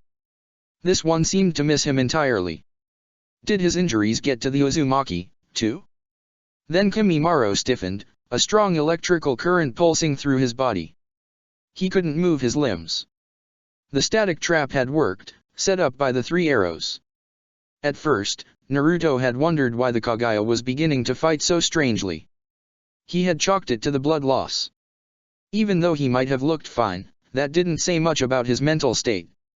A few missed attacks here and there could easily have been caused by his injuries. But after a while, he noticed that he could almost see emotion flash behind the man's eyes, when he had been so blank before. Before Ino had come. That was when he understood. This whole time, she had been forcing emotions into the Kagaya's head. No, maybe not forcing. More like influencing, stoking what was already there. Making him more prone to rash decisions when it could give Naruto an opening, making him calmer, so that he'd decide to rest for a bit longer, when he could likely have pushed his advantage, making him overconfident. And some of the misses were likely her doing, too, then. He realized how difficult that was. Reading your opponent's emotions while the fight was ongoing, deciding what was useful and what wasn't. Then amplifying that, or putting it to the back of his mind. What a terrifying technique. He let out a breath. Far in the background, only visible because of its gigantic size, the two tails raged on, pillars of flame surrounding it. Right. They still had two other opponents. They could not afford to waste time. Thanks. It was nothing. She muttered, not meeting his eyes. It had taken its toll on her, he could see her tremble slightly. We need to finish him now. It won't hold him for long. I know. She breathed out. Can you channel fire? She hesitated. On a basic level, I think so. Good, that's all I'll need. Lightning alone doesn't cut it, here. Let's burn him down. Naruto said, eyes hard. He summoned two more arrows. The first one, he summoned a specific sort of wind chakra around. Then he shot it at Kimimura's feet. Nothing seemed to happen. The second, he gave to Ino. I'm counting on you. He said, simply. She was about to retort something rather rude. But then she realized how pale he was starting to look. He likely had lost a lot of blood during the fight. He was shivering a bit, too. No. There was no need to put more of the burden on him, she realized. She just nodded. Fire. Everybody had a different way of channeling the elements, she knew. To Ino, fire came from the realm of inner power. It was not just about raw emotion, despite what some people might say. And it was not about detachment from the world either. No, strangely as it might seem, to her, fire was about balance. Just like water was, in a way. Inner common fiery passion. Raging anger and emotional stability. One to create the fire in the first place, the other to shield yourself from it. She reached deep down inside, in the churning mess of emotions. Rage, anxiety, disappointment, regret, fear, nostalgia, confusion, disgust, jealousy, pain, tenderness, envy, hurt, insecurity. She felt them all, feeling the flame grow. But Ino was not just her thoughts. Just like sounds, perceptions, feelings, and ideas. They were just objects of the mind. Nothing but passing clouds, carried by wind, to disappear on the horizon of some unseen place. This would pass. She opened her eyes. The flame grew in her mind. And it burned around the sword. Naruto grinned. I knew you could do it. Somehow, she felt a thin smile stretch on her own face. And now. Naruto channeled lightning around the fire. This was about as unstable as the lightning and wind combination. Except he had less experience with it. He felt his fingers burn around the tips, and barely held back a grunt of pain. The flame was flickering too. Should he add wind here too? No, 3 was one too many. Ino put her hand on the arrow. She wasn't looking at him, eyes fixed on their target. The flame stabilized. Thank you, Ino. Naruto let out. The arrow flew toward the flammable wind jutsu Naruto had set up earlier, a combination of crackling blue and blazing orange. What is this?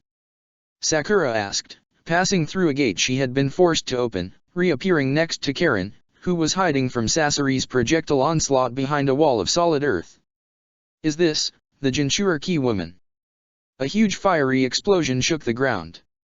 Even Sasori paused to stare at it. Karen didn't need to look at it. No. She smiled. I guess Naruto and Ino managed to resolve their little differences. Have you met Ino? Sakura asked, disbelieving. That's just the beginning. Karen chuckled. They had a battle to win, too, and this Sasori guy was definitely not making it easy on them. That should have done it. Ino said, letting out a long breath. Naruto said nothing. He just shook his head. What? Seriously? I can still feel him. The smoke rose slowly. And with it, a horrific vision came to life. Kimimaro was still standing in the flames. Well, something that had once been Kagaya Kimimaro was still standing, at least. His hair had been burned off entirely, likely the first thing to go, along with his clothing and eyes. The flesh had been roasted almost entirely, only a few stubborn pieces of fat and muscle and gum hanging onto the almost intact bone. His eyes and tongue started forming again. He was weakened. Ino weaved hand signs quickly, diving into his half-lucid mind. She sifted through his best moments, worst fears, his most terrible memories in just a few seconds. Growing up alone, isolated by a clan of madmen that also feared him. The very real possibility that he would never find a place to belong.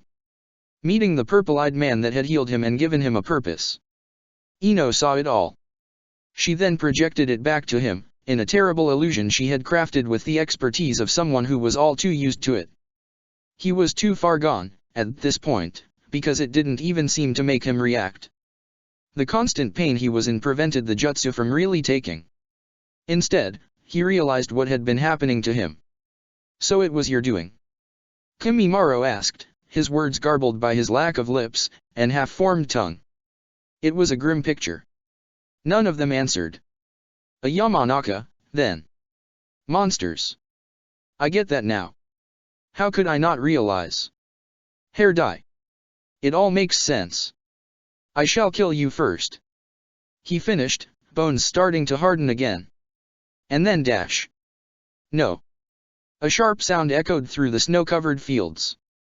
A lightning arrow struck halfway through his impossibly tough spine, not managing to reach through, but going deep enough, and emitting enough lightning chakra to prevent him from moving. You'll die here, alone. Naruto said, his voice low. Naruto had run away from what he knew he would need to do for too long. Mercy is a luxury only the strong can afford. He remembered Orochimaru's words. He could almost feel them beat inside his head. Would he risk everybody's life, because of what he felt like doing? Did Akatsuki? Did Nagato's ambition have more value than his friend's life? And his own, as well? Because that's what it boiled to, in the end. To him, the answer was clear as day. He reached deep inside. I will protect them. No response. I will do what is needed. Nothing. I will do what is needed to protect those I care about.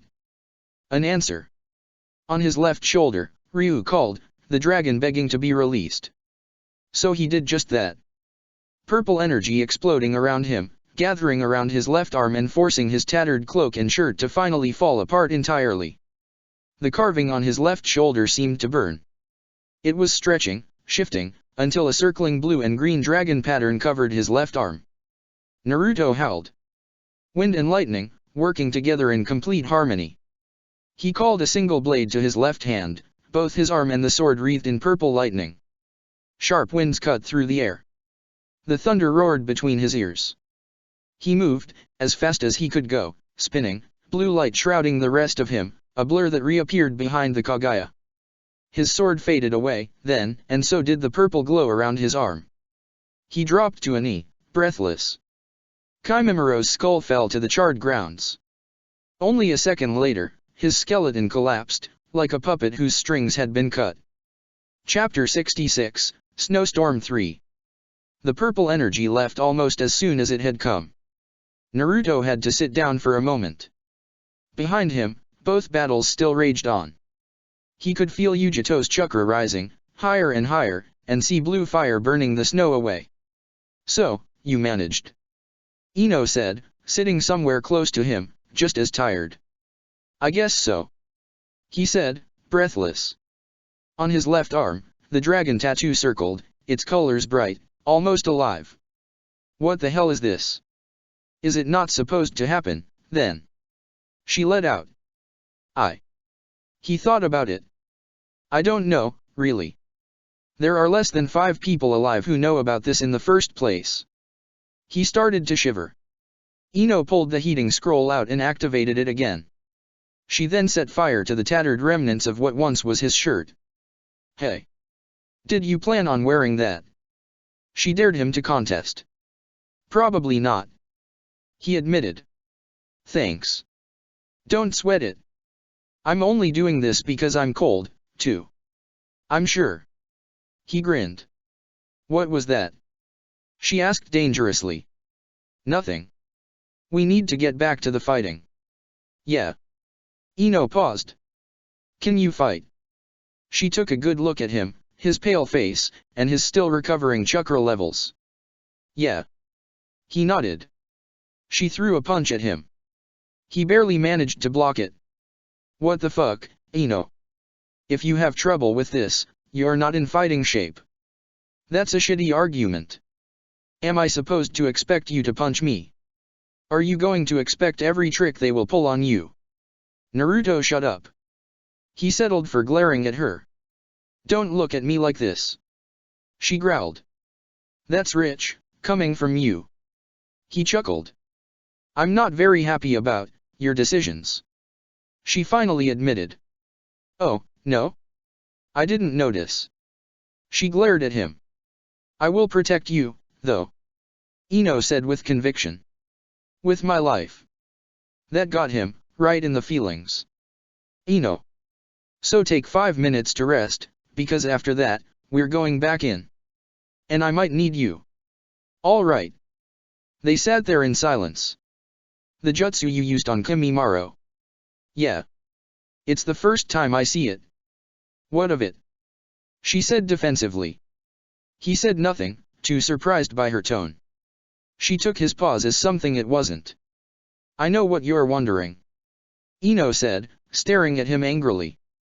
Has she ever done it to me? She tightened her fist. No. I never have fucked with your emotions, your mind, never I didn't think about that. Not for a second. Naruto said, looking at her seriously. I know you didn't. I don't. Oh.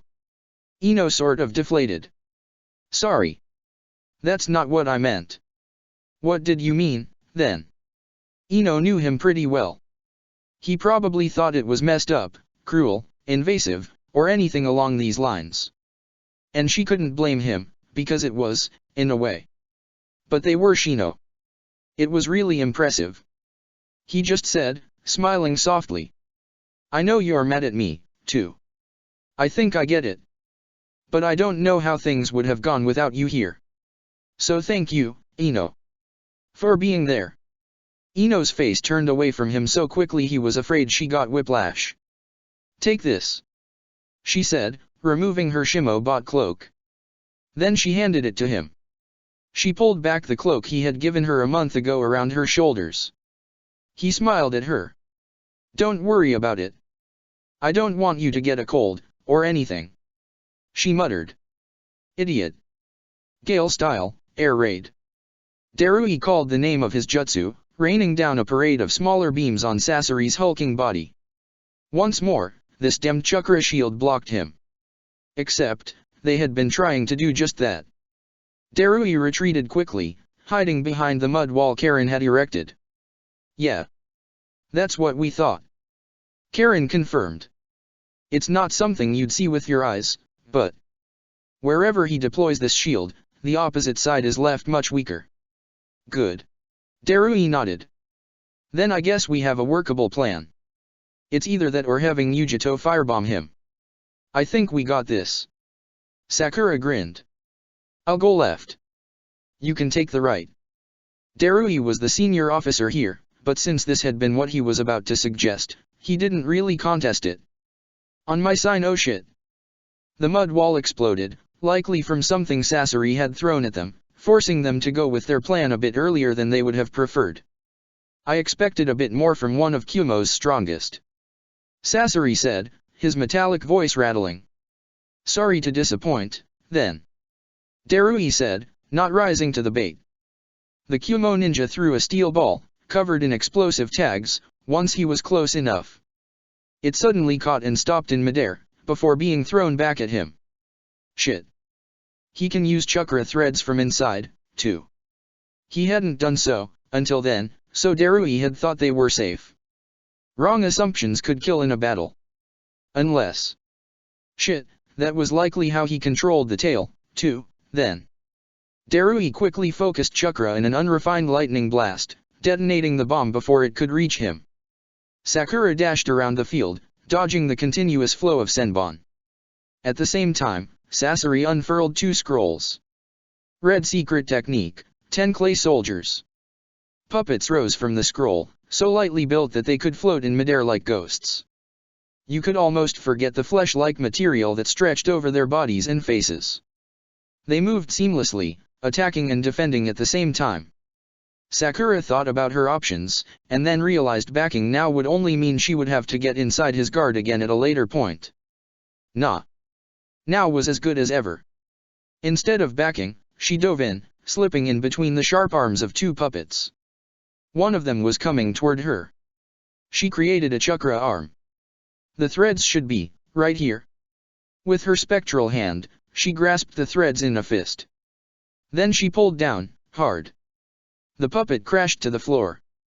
It likely wouldn't have worked if it had been done with a human arm, but her technique was based on the same principles as his threads. More puppets came at her. That meant she could create an opening, now. 3 hand seals. Water style, guardian field. A blue circle appeared under her foot, and she slammed it down, pushing the closer puppets away from her. Now, she just had to. Dog. Rat. Tiger. Ram. Dragon. Dog. Her little tribute to Niji. Water style, serrated edge. Water swirled around her hand, extending in a long cleaver with sharp, wicked teeth. She turned around, spinning, intending on making good use of centrifugal force. Sasori's shield appeared in front of his Hirako puppet, deflecting her arm, and letting her attack pass him harmlessly. That's the first step. She heard Darui before she saw him. Gale style, storm chaser. A blue orb appeared above Sasori. He sighed. Again. A single beam of concentrated, combined lightning and water struck down. It hit the shield barely an instant after Sakura's attack. Which meant that all of it was focused in front of him, and above him. That's step 2. Sakura put a portal down on the ground. Now, Karin. She screamed. Karin was already here, her jutsu ready to be unleashed. Ah, that's Desh. Sasori barely had the time to say. Earth release, fissure. A thin chasm opened Sasori's feet, full of Karin's chakra along its length. Karin never stopped weaving signs. She completed the second technique. Earth release, Hellglaive. A pointed spike of rock came up from the split ground, followed by 4 others. All of them slammed into Sasori's now unprotected underside with violence, shattering it into pieces. What she assumed to be Sasori's real form jumped out the hulking puppet, landing several meters away from them. HMPF. He hummed. I may have underestimated you. He was a young man, barely out of his teenage years. Sakura blinked, pointing at him. I thought he was supposed to be in his late 30s. He looks younger than me. Darui said nothing. He couldn't understand either. Was this some sort of jutsu? Don't be fooled. Karin said. This guy is not human. All of his chakra comes from a single core in his chest. I think he might be a puppet himself. Or something in between. Oh. Sasori wondered. You can tell that much from here. Yes, that's it. She breathed out. I don't know how he did it, but he embedded his chakra core into a puppet. If we destroy it, then we might be able to kill him. That is an incredible sensory prowess. I will definitely find a way to use it for myself. And her teleportation technique. He pointed at Sakura. And his Gale style, of course. Pointing at Darui. This was apparently enough talk for Darui, because the next moment, a flash of black lightning was flying toward Sasori. His hands shot up like whips. Once the smoke cleared, a dark substance floated around him in a dome, shielding him with a very slight buzzing sound. Sakura groaned. He's got more shields. Of course he does. A puppet with black hair floated in midair, emitting a grainy black substance. This had been his shield. What is this? Darui asked, something like recognition flashing behind his eyes. This. Sasori began, in a grandiose, proud way that he tried to mask behind false detachment. He clearly enjoyed the fact that somebody recognized the meaning behind his creation. Is my masterpiece. It is dash. Oh, who cares about who you killed? Karen shouted over him. We can all see that it controls this black sand thing. My most advanced puppet. Sasori continued, unimpeded. I am very fond of dash. Yeah. Sakura interrupted. I'm sure it's covered in poison, too. Sasori said nothing. I wouldn't expect country bumpkins like you to understand anything about art, anyway. Let's finish this. 9 of the 10 clay puppets rose again as well. With his right hand, Sasori directed his latest puppet. With his left, he managed the remaining 9. The 10 puppets flew forward. Then an half-formed ice mirror appeared next to Sasori, and a burning figure came crashing out of it. The battle screeched to a halt. Then Sakura started cackling. The young man that had come out of the mirror rolled himself in the snow to put out the fire. He spoke, his black hair singed, painful-looking burns covering his exposed skin. I'm sorry, Sasori-san. He bowed, contrite. It seems as though the Jinhiriki is too much for me to handle alone. Sasori remained detached, as though he had expected that to happen. Or didn't care about the outcome, either way. I see. Even with Kimimaro. The ice user winced. He's dead. Silence stretched. Except for Sakura, who seemed to believe this was the funniest thing she had heard in a while. Karen threw her a worried look. How? Sasori asked, now surprised. He was as good as any other Akatsuki member. The Uzumaki and his woman friend. They killed him. Uzumaki cut his head off. Sakura continued to laugh, harder and harder. Sasori blinked. How did you even decapitate a Kagaya as strong as Kimimaro? He sighed. They still had a job to do here. Very well.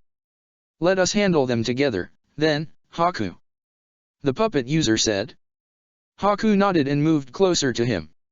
Sakura slowly trailed off with one last chuckle.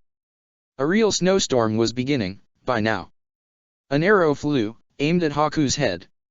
He dodged, moving only by an inch, and losing some hair in the process. 3 more people appeared near them. Round 2. Naruto called, his bow disappearing into a scroll again. Ino was standing to his left, Yujito to his right, arms covered in blue fire. Sasori sighed again. You were never as well served as when you served yourself. Why did he bother taking 2 of the youngest members with him, again? Ah, yes. The Kagaya's corpse might prove useful, at least. Same thing went for Haku, if it came to that. Apparently, all S-ranked ninja were not on the same level, Naruto figured, a bit late. The Kagaya had been terrifyingly strong, and durable too. The Yuki Haku, he thought was around that level, too, or even stronger. It was hard to say so early.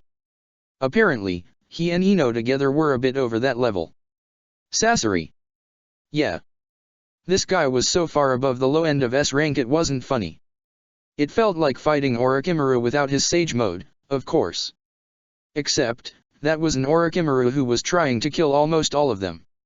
Scratch that, he was fighting as though he wanted to kill all of them. He must have figured that the Jinhiriki would survive his poison, so he had no qualms about fighting them at full strength. Yujito couldn't transform, because that would just make her a huge, easy target for the poisoned weapons. And even in Baijuya form, there was only so much of it she could take. And then, there was the Yuki man, too, who was definitely problematic too. Because he was fast. 100 tiny senbon formed out of water, forcing Naruto to put himself out of position by dodging. Then he had to bend backwards so low to dodge a horizontal slicing attack from a puppet that he thought his pants would give out on him. Behind him, Darui was in the same bind, apparently. Are you managing? He called, shouting, to the Kyumo ninja. Fine, fine. He just replied vaguely, using his blocky sword to counter another puppet. There were only around 10 of them in total, plus Sasori, but that was another problem altogether, but it felt as though they were fighting an army. Sakura flew between them, sliding on her back over the snow using water style. She pushed herself back up with a water jet, propelling herself into a somersault, aimed straight at Haku. He caught her hand, and twisted it behind her back, slamming her into the ground. She touched the floor with her feet, marking it, and both of them fell into the portal. On the other side, Karen hit Haku straight in the face with a rock-enhanced fist. Haku slipped away, forcing himself and Sakura through a mirror. Well, only him, really. She hit its surface of it with a blunt sound and a moan. He went right through, reappearing elsewhere. Naruto was pretty sure he saw his mirror image coughing a tooth or two out. He almost winced in sympathy. Karen could hit pretty hard. Ino pulled him by his waist, and a roaring blue fireball passed a bit too close to where his head had been, just 1 second earlier. Sorry, Ino. Got distracted. She just grunted something rude in answer. The fireball smashed against Sasori's black sand shield harmlessly. The same buzzing sound hung around in the air. It was familiar. Way too familiar. Naruto realized something. It's magnetic. What do you mean? Ino screamed, trying to stay alive in melee range. The sand is made out of metal. It's magnetic. I can hear it. He repeated. Darui stared at him, kicking a puppet away. You can hear magnetism. You guys don't. He pushed Ino and himself to the ground, away from iron sand needles. There's always this weird buzzing sound in the air. What good does that do us? Ino asked, turning some of the ground to mud, tripping one of the puppets.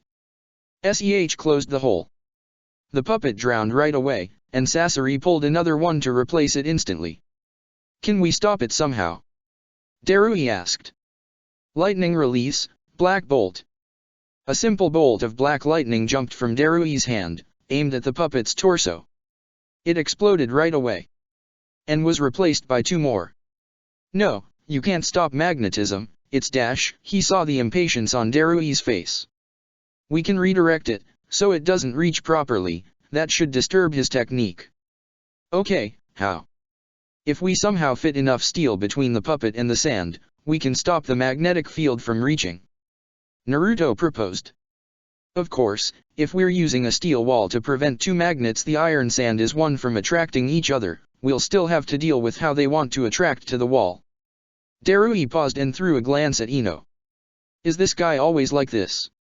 She just laughed. A steel wall, really? Where are you going to find it? Yeah, maybe that's not really workable. Naruto grunted. Any better idea? Not really, no. Darui shouted back. We also try to disrupt his magnetic field by creating our own. You use lightning, right? Naruto asked. That's right. Darui deadpanned.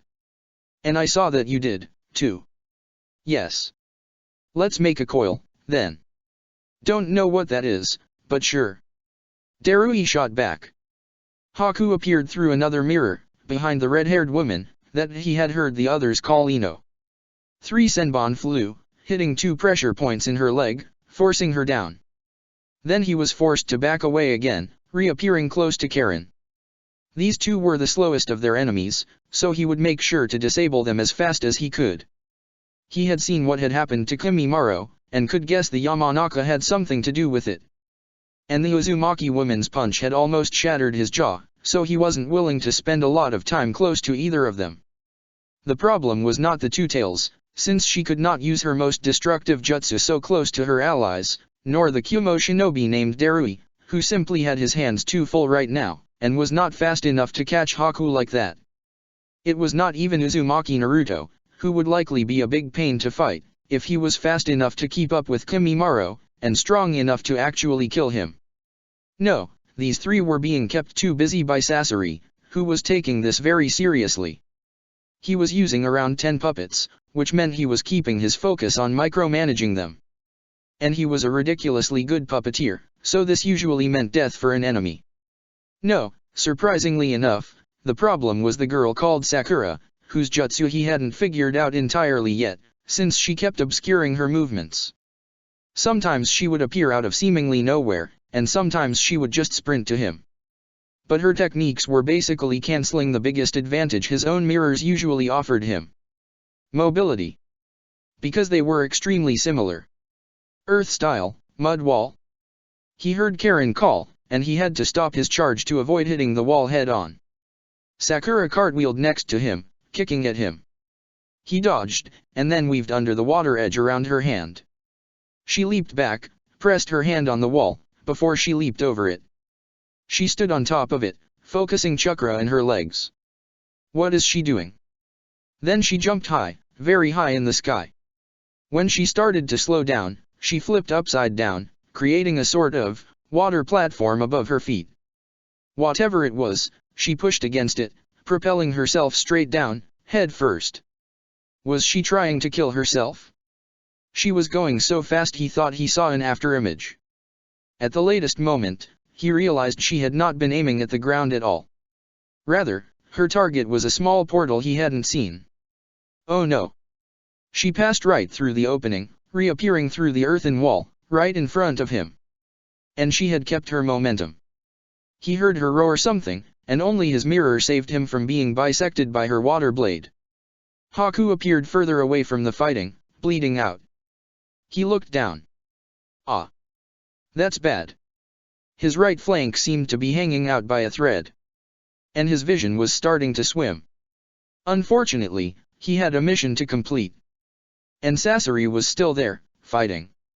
He plunged a hand into his flank, howling in pain. Ice. Ice. Ice. His bloodline, the one he had resented before Zabuza had picked him from the streets, came through once more. He froze his entire midsection, numbing it almost entirely.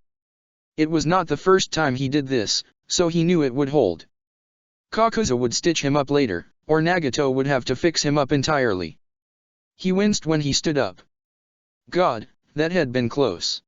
A bit more to the left, and it'd be a miracle if he could still walk. Haku took a deep breath. The ice storm was raging. He could do this. His friend was dead, but he himself could still be of some use. He reappeared through a mirror, at an equal distance from Sasori and the enemy. The puppeteer understood what he was about to do right away. He forced the enemy to move closer by showering the entire perimeter of the area with iron sand. The area was saturated in water. And they were standing over a large body of water. One that was already half frozen. He pulled some water there. The rest, he pulled from the atmosphere. Haku grunted in exertion. Time seemed to halt. A dome of ice formed around all of them. Haku panted. They wouldn't be able to break this so easily. The two tails could, but she knew that transforming here was a death sentence. The whole area was now his domain. Haku disappeared through the surface of the lake. Chapter 67, Snowstorm 4. That's bad news. Darui admitted, simply. Yujito could tell he was worried by his tone, though. Sasori continued to keep them on the ropes, never relenting, and never tiring. The Umi and Kumo shinobi couldn't say the same. Can you break us out of here, Yujito? Instead of answering, she summoned her strongest fireball in human form, a white flame. She held it in between her hands, not saying anything, even when Naruto added wind to amplify its power and speed. Darui lifted an eyebrow. She threw the flame toward what would be the weakest part of the dome, its ceiling. The fireball turned blue in an instant, and orange-red before it was halfway there. Then it faded out harmlessly before doing any damage to the dome. Same thing happened with the walls. Sorry. I think this dome suppresses my flames. Yujito muttered. Maybe I could try and buy Jiryu form, but, then there are Sasori's poisons. Darui cursed. Guess we've got no way out of here, besides getting rid of this guy. Back to the coil plan, then. Naruto said. Yeah. He's under. Sakura shouted, pushing herself and Karen out of the way. Haku came out of the ground at a blinding speed, missing them narrowly, and then disappearing in the ceiling. He did it again, forcing Naruto to dodge this time. None of them managed to touch Haku. And his speed was still increasing. It's like his mirrors from before, but way worse. Sakura said. And I think I might have given him an idea about using momentum. Sorry, guys. I think I can drag him away. Ino said. How? Well. Ino chuckled. But it didn't sound amused. I can persuade him to attack only the three of us, if you give me a bit of time. You can barely walk. Sakura shot back. Karen had started to heal her, but it would take more time for her to be fully recovered. I'll manage. It's not as though I could avoid him, even if my leg was good. Karen paused. I'll cover you. Thanks. Ino nodded. Are you guys sure? Sakura asked. They both nodded. Sakura then took a closer look at Naruto. His arm, more specifically. Since when are you into tattoos? She chuckled. He grunted. Later. Suit yourself. It turned out to be way more difficult than either of the women had planned. Haku was simply moving too fast for them to catch. He stayed prudent, though, never attacking too directly, in case they had something up their sleeve. But no matter how small, light injuries still were injuries, and they piled up easily. And when the opportunity would arise, Haku would strike. Gale style, laser tornado. 7 beams left from Darui's hands, tracking Sasori. They started spinning then, encircling in his Kaze cage puppet because that's what it was. So that's Gale style, then, not storm. Naruto muttered. It was pretty different from what he had thought it was. Darui nodded, keeping his beams spinning around Sasori, never hitting him, but prodding for a weakness, while Naruto defended them from the other puppets. Why don't you use it to enhance your weapons? He asked. It seems like it packs a lot of power. Darui shot him a strange look. Where would I find a weapon that can hold 2 elements at the same time? And even then, it's too unstable to maintain. Naruto frowned. But I see a dash. He interrupted himself. It was true only the summoned swords created through the still existing link with Sasuke had been able to handle more than one. The rest tended to break down quickly. You don't see many wood-style, lava, or even ice-enhanced weapons, do you? Darui asked rhetorically. It's the domain of bloodlines, and anything outside of their user fares pretty badly trying to handle chakra intended to destroy things. I see. They hadn't been sitting idle. While Darui and Yujito pressured Sasori, obscuring his view of what they were doing exactly, he had wrapped a copper wire around his right wrist, a strange mirror to the dragon mark that now adorned his left arm. Whenever he and Darui came close to each other, they channeled chakra through it, getting closer and closer to the intended effect. After a few rounds of this, Naruto thought he had it. All right. He called. I think I'm ready. This guy will learn not to play with his food. Darui nodded, finally releasing his jutsu. Sweat poured down his brow. Had he expanded that much chakra? Yujito. He called.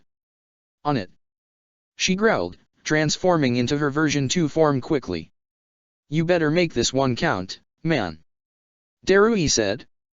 'Cause I'm going to be running low after this one. Naruto just nodded. Darui weaved hand seals expertly. Gale style, Overture Ray. He fired off a continuous powerful blue beam that forced Sasori to focus his defense in front of him. Naruto breathed in. He breathed out. Usually, he didn't really manage to split his elements this way. Lightning and wind at the same time, he was very familiar with. Enhancing his speed or his weapons, he could do. Doubling that, enhancing both his speed and his weapons with both elements at the same time, not so much. The only time he had been able to manage had been when the purple lightning/wind hybrid had surged from within him. The one that he was getting very tempted to call Storm Release. And he couldn't say he really had been in control. At least not the first time. But Naruto didn't need that, right now. He channeled wind and lightning into his legs. Then he compartmentalized several things. His emotions, his fears, and doubts, he pushed somewhere aside. Why bother with them now? The nature of the chakra coursing through his legs was something he knew very well, wind and lightning, together. Wind and lightning. He understood it. He understood it. He didn't need to focus on it now, just to keep it as it was, running in the background. He pushed it away. It held. Breathe. He fell back on the most basic mantras Sarutobi had taught him as a child. One for each element. I am wind, nature's whimsical child. My heart you cannot tame. Currents twisted around his right arm. Hold it. I am lightning, the thunder that guides through the night. My strength you cannot halt. The familiar smell of ozone again. Blue light crackled. Hold it. It held. He moved the lightning along his arm, back and forward. It traveled up and down the copper wire. There. The buzzing sound was the same as the one he had heard before, only louder. He nodded to Yujito. Sasori's puppets kept moving around them, but he himself was immobile, too busy keeping his iron shield up, and making sure Yujito didn't burn him to a crisp. Naruto blurred forward, severing a puppet's body on his way out. The same hum filled the air as he got closer to the iron sand. Echoing. He appeared next to the Kaze cage puppet. Sasori reacted startlingly fast. Spikes of iron sand rose diagonally, aiming to impale him before he could reach. He pushed more chakra into his right arm, and the coil shone brightly. The buzzing sound became almost strident to him. His hand almost touched the iron sand, now. The moment of truth. Would it work? The sand was repelled by his right arm. What? Sasori muttered, face still blank. This was likely as surprised as he could get. Naruto's sword went straight through the Kazekige's chest compartment, which he had noticed to be the place the chakra was being emitted from. He blasted more wind chakra into his weapon, until the strange state of equilibrium between both elements inside was broken entirely. Then he dashed away. The sword exploded from within, destructive winds and electricity turning the puppet to nothing but shrapnel. At the same instant, Yujito appeared behind Sasori, who moved to dodge blazingly fast. Hellfire Claw. 5 diamond sharp, burning claws cut through Sasori's right arm, setting his cloak on fire. Less than 100 meters away, covered with a layer of ice that obscured his chakra presence in the dome that was full of his essence, Haku was wearing claws himself. These were made of sharp ice, though, and 3 of them went right through Karen's gut. Sakura screamed. Haku pulled his arm, ready to move to his next target. Except, he was stuck. It's fine, it's fine. Karen gritted out, between bloody teeth. Got him where I wanted. He was too fast to catch otherwise. Sakura only noticed the fact that her stomach was now covered by a layer of earth chakra, preventing Haku from getting free. Earth was strong against water. Against ice, composed of water and wind, it worked at least well enough for Karen to attempt this. Ino's jutsu locked Haku into place. Karen's chains wrapped around him for an extra layer of safety. Sakura felt a tired grin spread across her face. They had gotten him, after all. It had taken a long, drawn-out battle, but they had him. She came walking toward them, at a brisk pace. A serrated water blade formed around her hand. Naruto would hesitate to kill him, outside of the heat of battle, but she had no such qualms. Wait, that's not Dash, Karen started, realizing something. Then Haku exploded into a shower of ice, forcing Karen to stumble back shakily. The ice was starting to turn red under her feet. My father died like this, years ago. A disembodied voice said. Ice shards erupted from the ground, impaling Ino. Ino! Sakura screeched. This was the sort of wound that would make even Karen or Naruto stumble. Ino didn't have their constitution. If she didn't get help soon, she would die. Which meant that she and Karen had to finish this right away. Haku rose from the ice, slowly. I was saved by a man who saw value in me. He continued, a jagged ice blade forming around his arm. That's why I can't let him down, even if it means doing things I hate. His arm rose. Sakura was too far, and Karen was too wounded to throw her chains fast enough. She cursed. And then, Haku was frozen in place. Did you think I was done? Ino rasped out, one of her hands set into her signature jutsu's hand seal. But Sakura could see it was not a full lock. Ino had been too weak to even attempt a body possession. Haku was fighting back, his body shaking from the warring inputs it was receiving. Sakura was already in motion.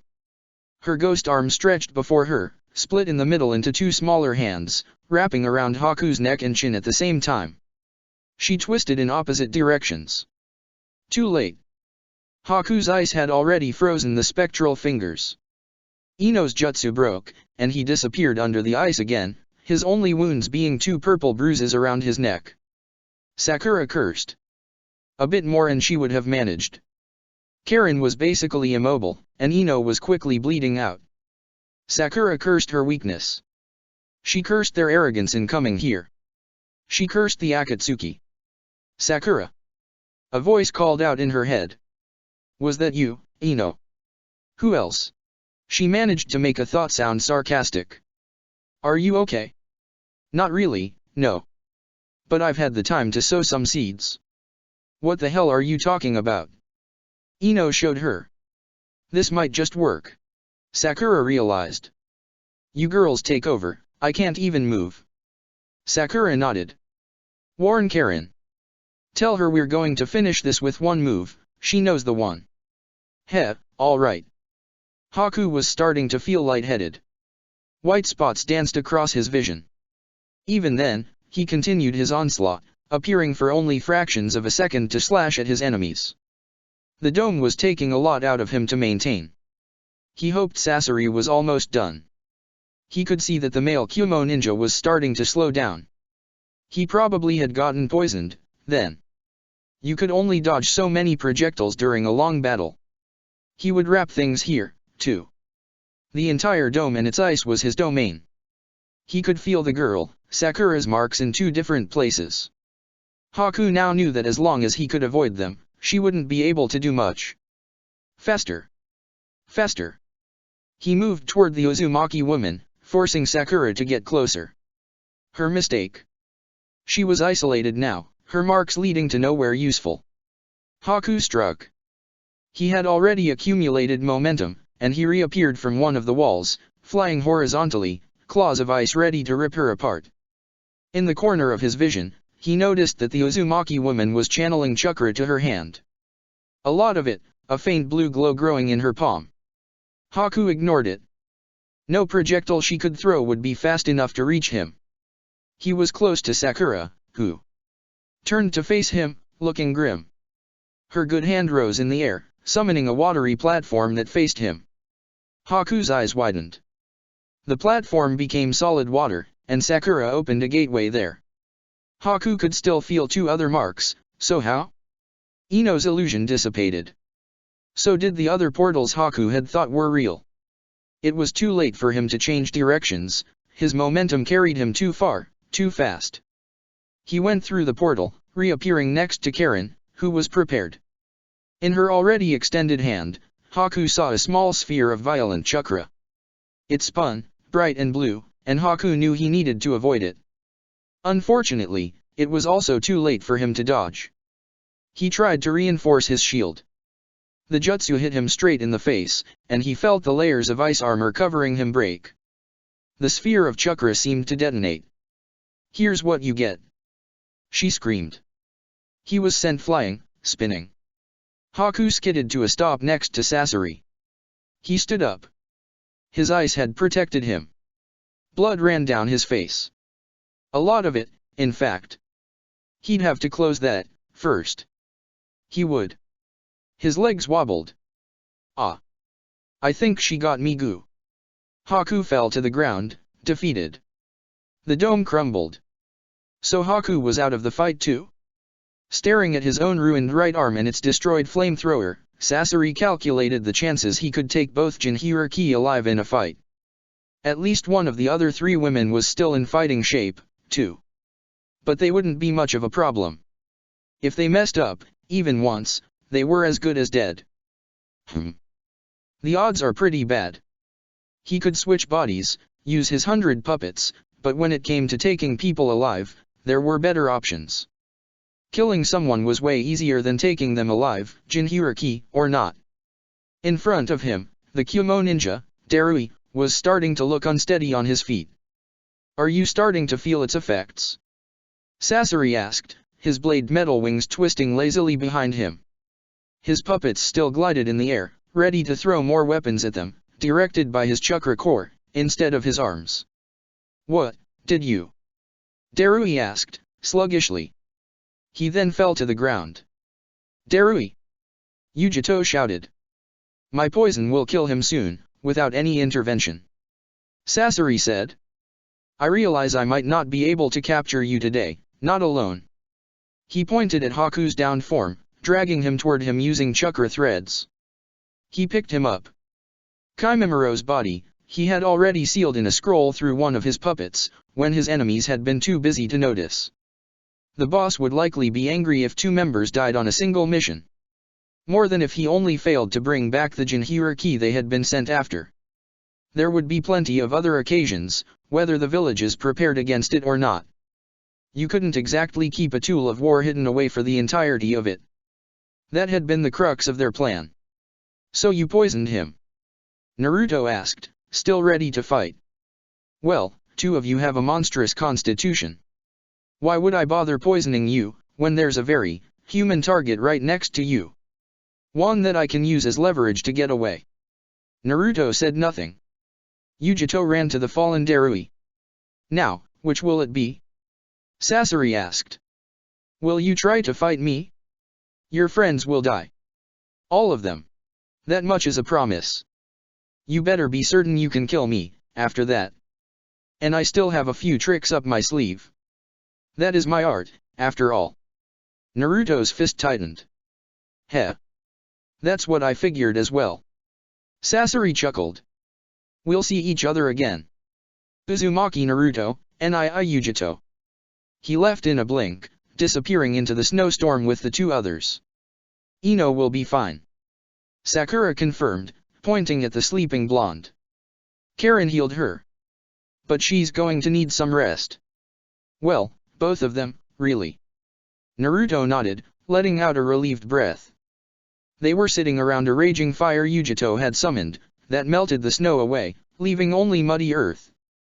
Karen was tending to Darui, who lay sweating on blankets, and she looked more exhausted than he could remember seeing her in a long time.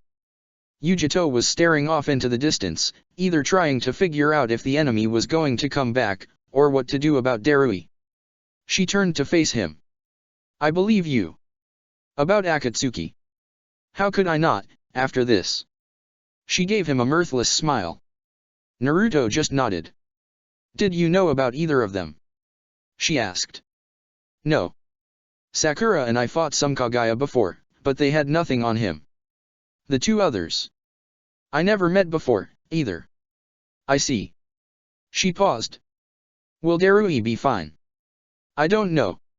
We're not exactly medic ninja. And poisons were more Orochimaru's specialty, anyway. Orochimaru, who was, somewhere he didn't know. Yujito winced. I see. Then I'm going to have to bring Darui to the front with me. Hopefully, there will be someone competent enough to heal him. That's a risky plan. Something told him that Sasori's poison was nothing to sneeze at. What would you have me do? There are medics in Kumo that could save him, likely, but I can't take him there, if the 6 Tails Jinhira is heading to the front right now. Countless Kumo shinobi will die. She retorted hotly. And you won't let him die, either. I understand. Naruto nodded. Exactly. She nodded resolutely. He could respect that. I can't even begin to thank you for the help. Yujito continued, a smile slowly stretching across her face. I hope we can meet again, once all of this is over. She pulled him into a close embrace, whispering something into his ear. Naruto chuckled.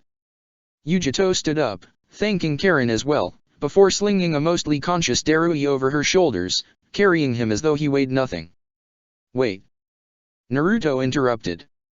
Oh boy, I think I might regret this. He toughed. Yujito gave him a curious look. He might not make it, if you take him to the front. Seeing Yujito frown, he continued. Let me take him to Kumo, instead. I'm the fastest here, and so, the best chance he's got. Everybody paused. I'll find you after that. Naruto finished. Now, to find a way to survive going there. He thought. Chapter 68, Beneath the Clouds. Silence stretched over the camp. You don't even know where Kumo is, Yujito said. Do you? She squinted her eyes. Naruto shrugged. I don't.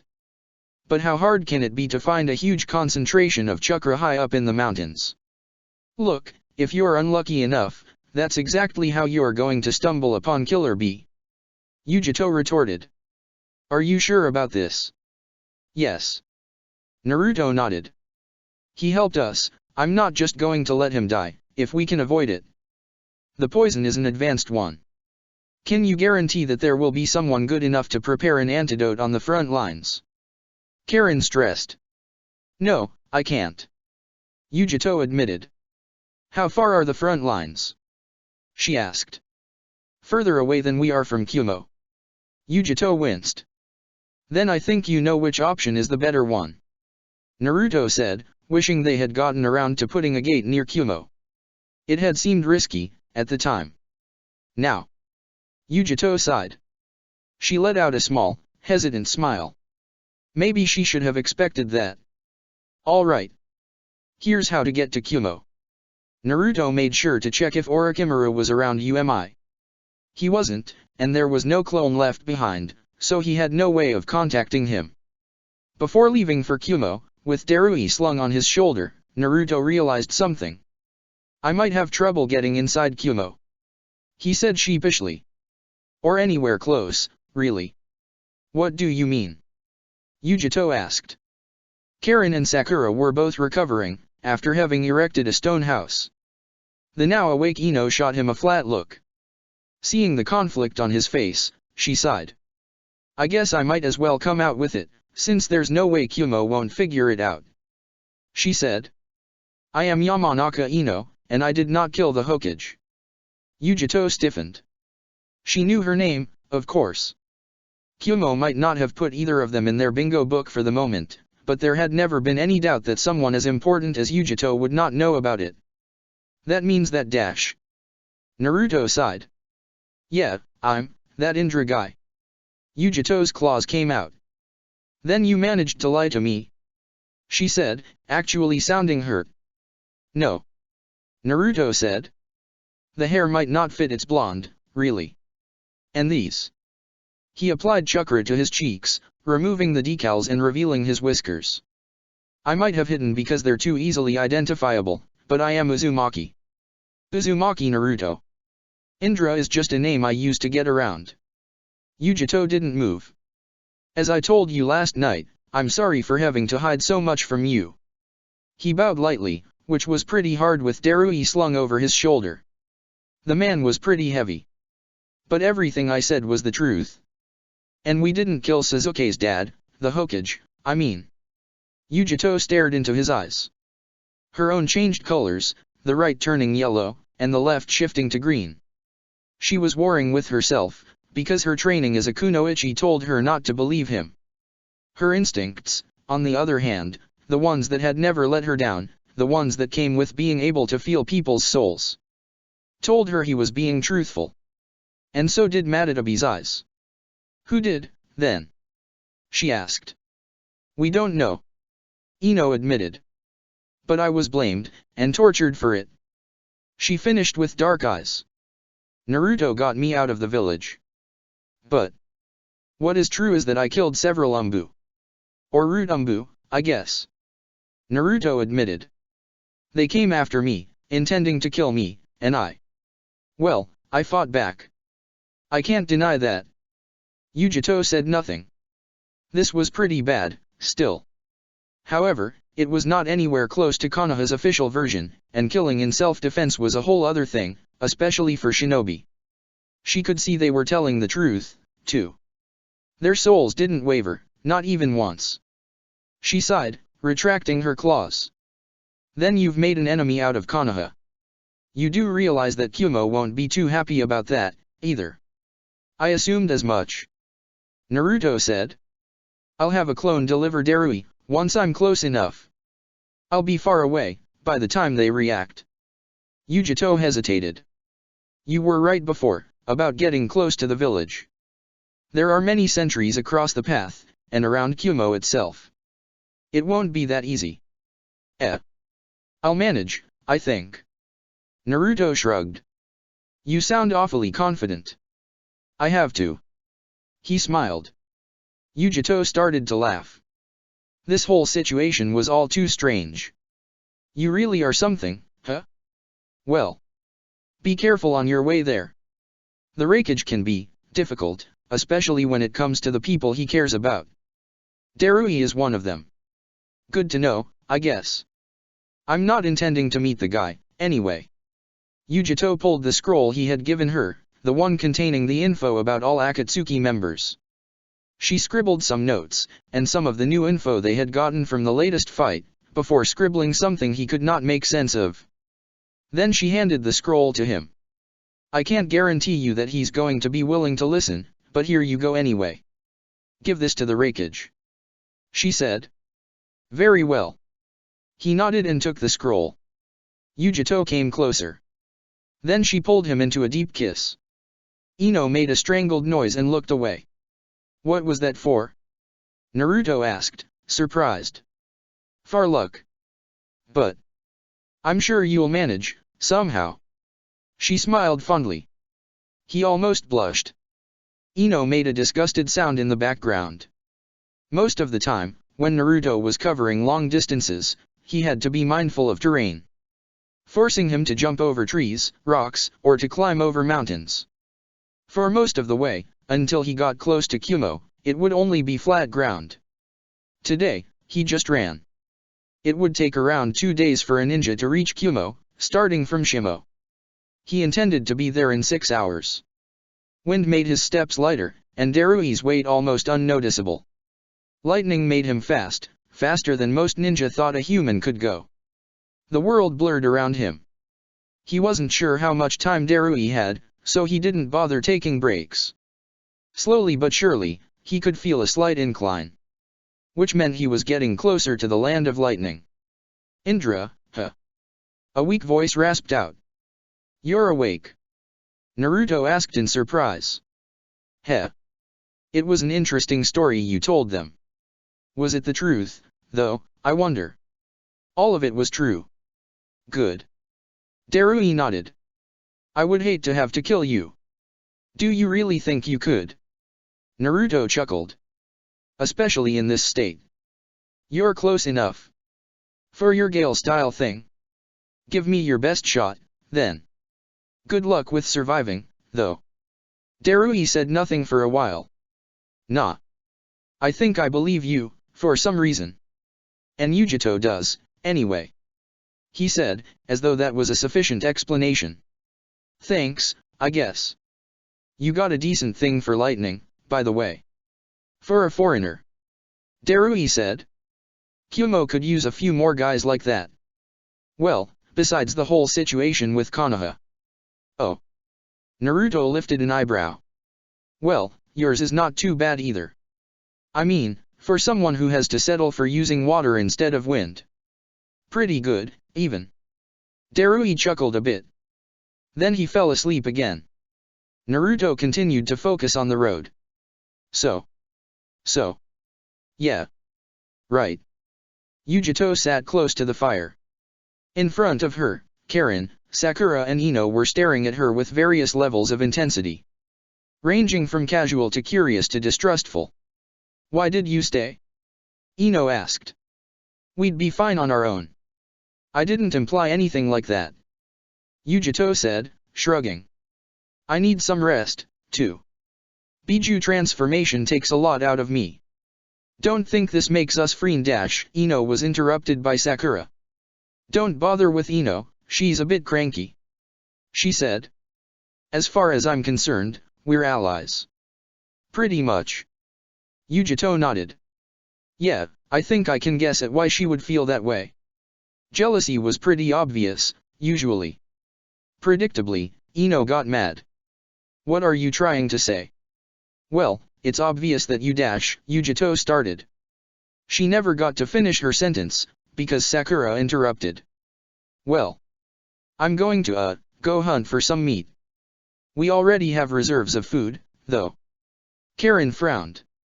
It's better when it's fresh. There are no land animals in a snowstorm. I'll fish for something, then. Sakura's eyes were fixed on the door. You can come. I don't think it's need dash. Karen looked at the fuming Ino and the calm Yujito. On second thought. Yeah, I'm coming. She'd let them deal with their issues on their own. Hopefully no one would die. They both left. Yujito hummed a song, reading through a scroll. Can you please stop it? Ino asked. What? Humming? Sure, if it bothers you. Yujito looked at her. Thanks. After another moment of silence. Why don't you ask me what you actually want to know? Yujito asked. What I want to know. Ino said, with a hard edge. There's nothing you can tell me that I don't know already. You're a Yamanaka, aren't you? She shrugged. I'm sure you're somewhat aware of why you're feeling this way. Apparently, this had been the wrong thing to say. The hell would you know about this? She fumed. Not much, it's true. Exactly. So stop asking. Yujito shrugged again. Ino stared at her for a long while. Do you love him? Yujito's eyebrows rose in confusion. Who? Uzudash. Naruto. Of course I'm talking about him. Who else? That's a strange question. Yujito shrugged. Why? I know he was with you yesterday night. I'm not sure I get your point. I'm sure you do. Ino growled. Are all Konoha ninja this romantic? I beg your pardon. Ino asked, blinking. Never mind. It's nothing so complicated. He's an attractive man, and I wanted him. And that's it. She couldn't believe how nonchalant the older woman was about this. Well, basically, yes. He seems like an interesting person, too. Yujito gave her a wry look. And I'm sure you're not that surprised somebody else could find him attractive, considering how you acted around him, back in the hot springs. Like a blushing virgin. Ino just clenched her fists. Are you planning on doing it again? She demanded. What? Fucking him. Yujito tilted her head in curiosity. Sure, why wouldn't I? He's great at it. Stop. Ino growled. What? You asked. Yujito shrugged. I'm not doing this to be cruel. I said stop. She repeated. I'm not the only one, either. Nor the last, I'd venture. Yujito continued, unimpeded. I'm sure you know that Karen smells like him. Stop it. Ino said, weakly. Are you angry at her for that? Yujito asked. Ino said nothing at first. Then she shook her head. You have been, then. Where did that anger go? Are you angry at him, or at yourself, by now? You need to figure out what you want, because he might not be able to give you that. Yujito had seen as much when their souls had met. If there ever was a guy who was trying to avoid committing to a single person. I know this much. Ino ended up saying, sounding defeated. Ah. Yujito finally realized. You're actually, in love with him, then. She said, sympathetically. Ino said nothing. I'm sorry for being so blunt, then. No, you're right. Ino said, wiping an unwanted tear away. I've been seeing things as I wanted them to be, not as they were. Yujito waited. Ino continued, chuckling self-deprecatingly. Well, I guess that's me. My dad always used to call me an overly romantic goof. Yujito stared at her, mulling something over. Mine used to call me an airheaded little fool. She offered, as though extending an olive branch. I'm still alive and kicking, though. He can't say the same. Ino chuckled a bit. Then the tears started to fall. Yujito didn't say anything, but she did move a bit closer. She knew the Yamanaka's pride was fragile, right now. I'm sorry, for before. Ino blubbered. It's nothing you did. I know. It's not even something he did, because I never even told him. It's just. I hoped things would pick up where we left them, maybe. I don't know, really. And sometimes, it feels that all three of them are all that I've got left. Loneliness. That's something I can understand. Yujito said softly. Think we can go back? Sakura asked. Karen looked at the stone house. She paused. You think they killed each other? Sakura asked again. Nothing seems to be burning. Their chakra seemed to be calm, too. Karen declared. Probably no murder, then. Or Ino hid the body, maybe. Let's wait a bit longer to be safe. Sure, why not? So. What do you know about ice fishing? Not much, you. Same. You got something to fish with, at least. Karen asked. Nah. Nice. Being out in the cold still beat dealing with a raging Ino. It was getting late.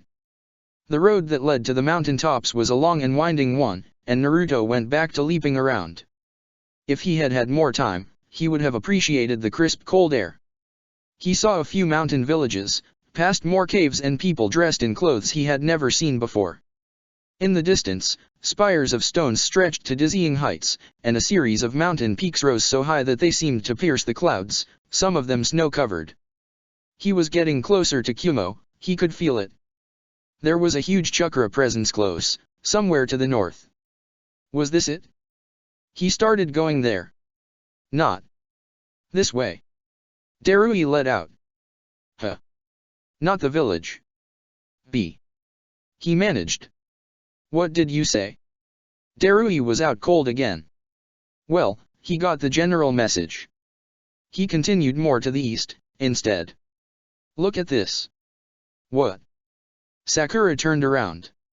She then gave a pretty unimpressed look, seeing the stone rod that Karen had decided was now completed. Don't give me that. Karen said. I'll have you know this is the best thing we're gonna get today.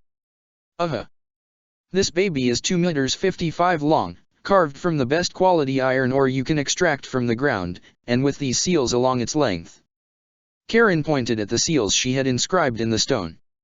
It almost feels as bendy as wood. Sakura stared. I wrapped a high-quality leather handle around it, and it feels like an extension of your body. Look. Karen insisted, so Sakura felt forced to observe it from closer. It did look pretty nice. This is the most perfect fishing rod you can make by yourself. Karen boasted. I see. Take it. Fish for us, Sakura. Was this sort of obsession an Uzumaki thing? Sakura's head popped in the doorway. She blinked in surprise. They're talking. She asked Karen. Seems like it. She shrugged and went in as well. Both Yujito and Ino looked up. So. Ino gave them a snide look. You guys found some fish? Sakura humphed. She knew Ino thought they had gone out to avoid a painful discussion. How naive of her. As a matter of fact, we did. Catch. She threw her something. If you're throwing a fucking fish at me dash, Ino realized it was a scroll, and caught it. There's more than enough for all of us inside. Karen nodded. Well done. Yujito smiled. Are you going to cook, Ino? Since we did our part. Sakura asked. She chuckled. I don't feel like eating ash tonight, so I might as well. That was one time. Sakura retorted, arms folded. I'll help. Yujito cut in. The food was excellent, Yujito had to admit. Which might sound out a bit arrogant, since she had helped prepare it in the first place. Tomorrow, she'd be going to the front lines, so she indulged in rice beer. By morning, she'd be entirely fresh anyway. The others didn't really have any particular qualms about it, and they joined in. They all seemed a little buzzed, actually. The very same buzz seemed to melt away like the snow had around her transformed state, yesterday, when Yujito asked an innocent question. Karen and Sakura stared at each other, a strange look in their eyes. What do you mean, you can feel the link? Karen demanded. Yujito blinked. Was this supposed to be a secret? Ino was staring at her. Well, yeah. She just said. Since I'm apparently part of it, now. And that had been a pretty big surprise. Not necessarily an unwelcome one, since she didn't really know what it meant in the first place, but a surprise nonetheless. "You're part of it?" Ino asked slowly. Almost carefully. "I don't know what you call it, but apparently yeah. It's like a web, with Naruto at the center." Yujito nodded. "I couldn't figure it out before, but now that we're close, I can feel that both Sakura and Karen are part of it. And there's a third one, but it feels more remote." Yujito paused. "Is this like a weird sex cult or something?" "No." Sakura almost shouted. Okay. Just asking." Karen was taken aback. "That's not possible, should it? How can you be part of the link? Did Naruto do something, maybe?" Sakura asked, already wanting to roll her eyes. Yujito thought about it. And she remembered Naruto's worried face, that she was almost certain had been because of it. "Maybe, but I don't think it's something he did on purpose." "What happened? Were you in danger?" Sakura asked. It had been the case for her, and Sasuke, apparently. "No, we were dash." Yujito took a look at Ino's face and interrupted herself. "Ah." Ino continued to frown. She frowned, harder. It was like a joining of souls. Yujito tried. Ino's face tightened. She muttered. "It's nothing so complicated, huh?" Yujito winced. "But that still makes no sense," Karen said. "And I can't feel you, or any of you, like that." "Me neither," Sakura added. "And I'm sure the last person can't, either. I don't know how that works either, but Madatabi the Two Tails has strong ties with souls." "Could be that," Yujito offered. Nobody said anything for a little while. "There's still something missing, though," Sakura said. She summoned her gauntlet. Karen did the same, summoning her own bands. "Did anything like this happen since then?" she asked. "How did you do this?" Yujito asked, taking a closer look at the semi-physical weapons. "It comes with the link you mentioned dash," Sakura tried. "I just focus on the bond." Karen shrugged. Yujito tried as well, focusing on what she knew of Uzumaki Naruto. Which turned out to be surprisingly easy, since she had seen his soul. "I don't think dash," Ino began. A hakama flashed into existence, loose pants completed by a divided skirt, with armor sewn into the cloth. "Oh, boy. This fucking Naruto. Something like this?" Yujito asked, unsure. Chapter 69, Above the Clouds. "That's not supposed to happen," Karen said, examining the chakra signature of the hakama. There was no doubt, it was too similar to their own artifacts to be anything else. She frowned. "Anything you can do with it?" Sakura asked. Yujito tilted her head, and her cat-like nature was obvious.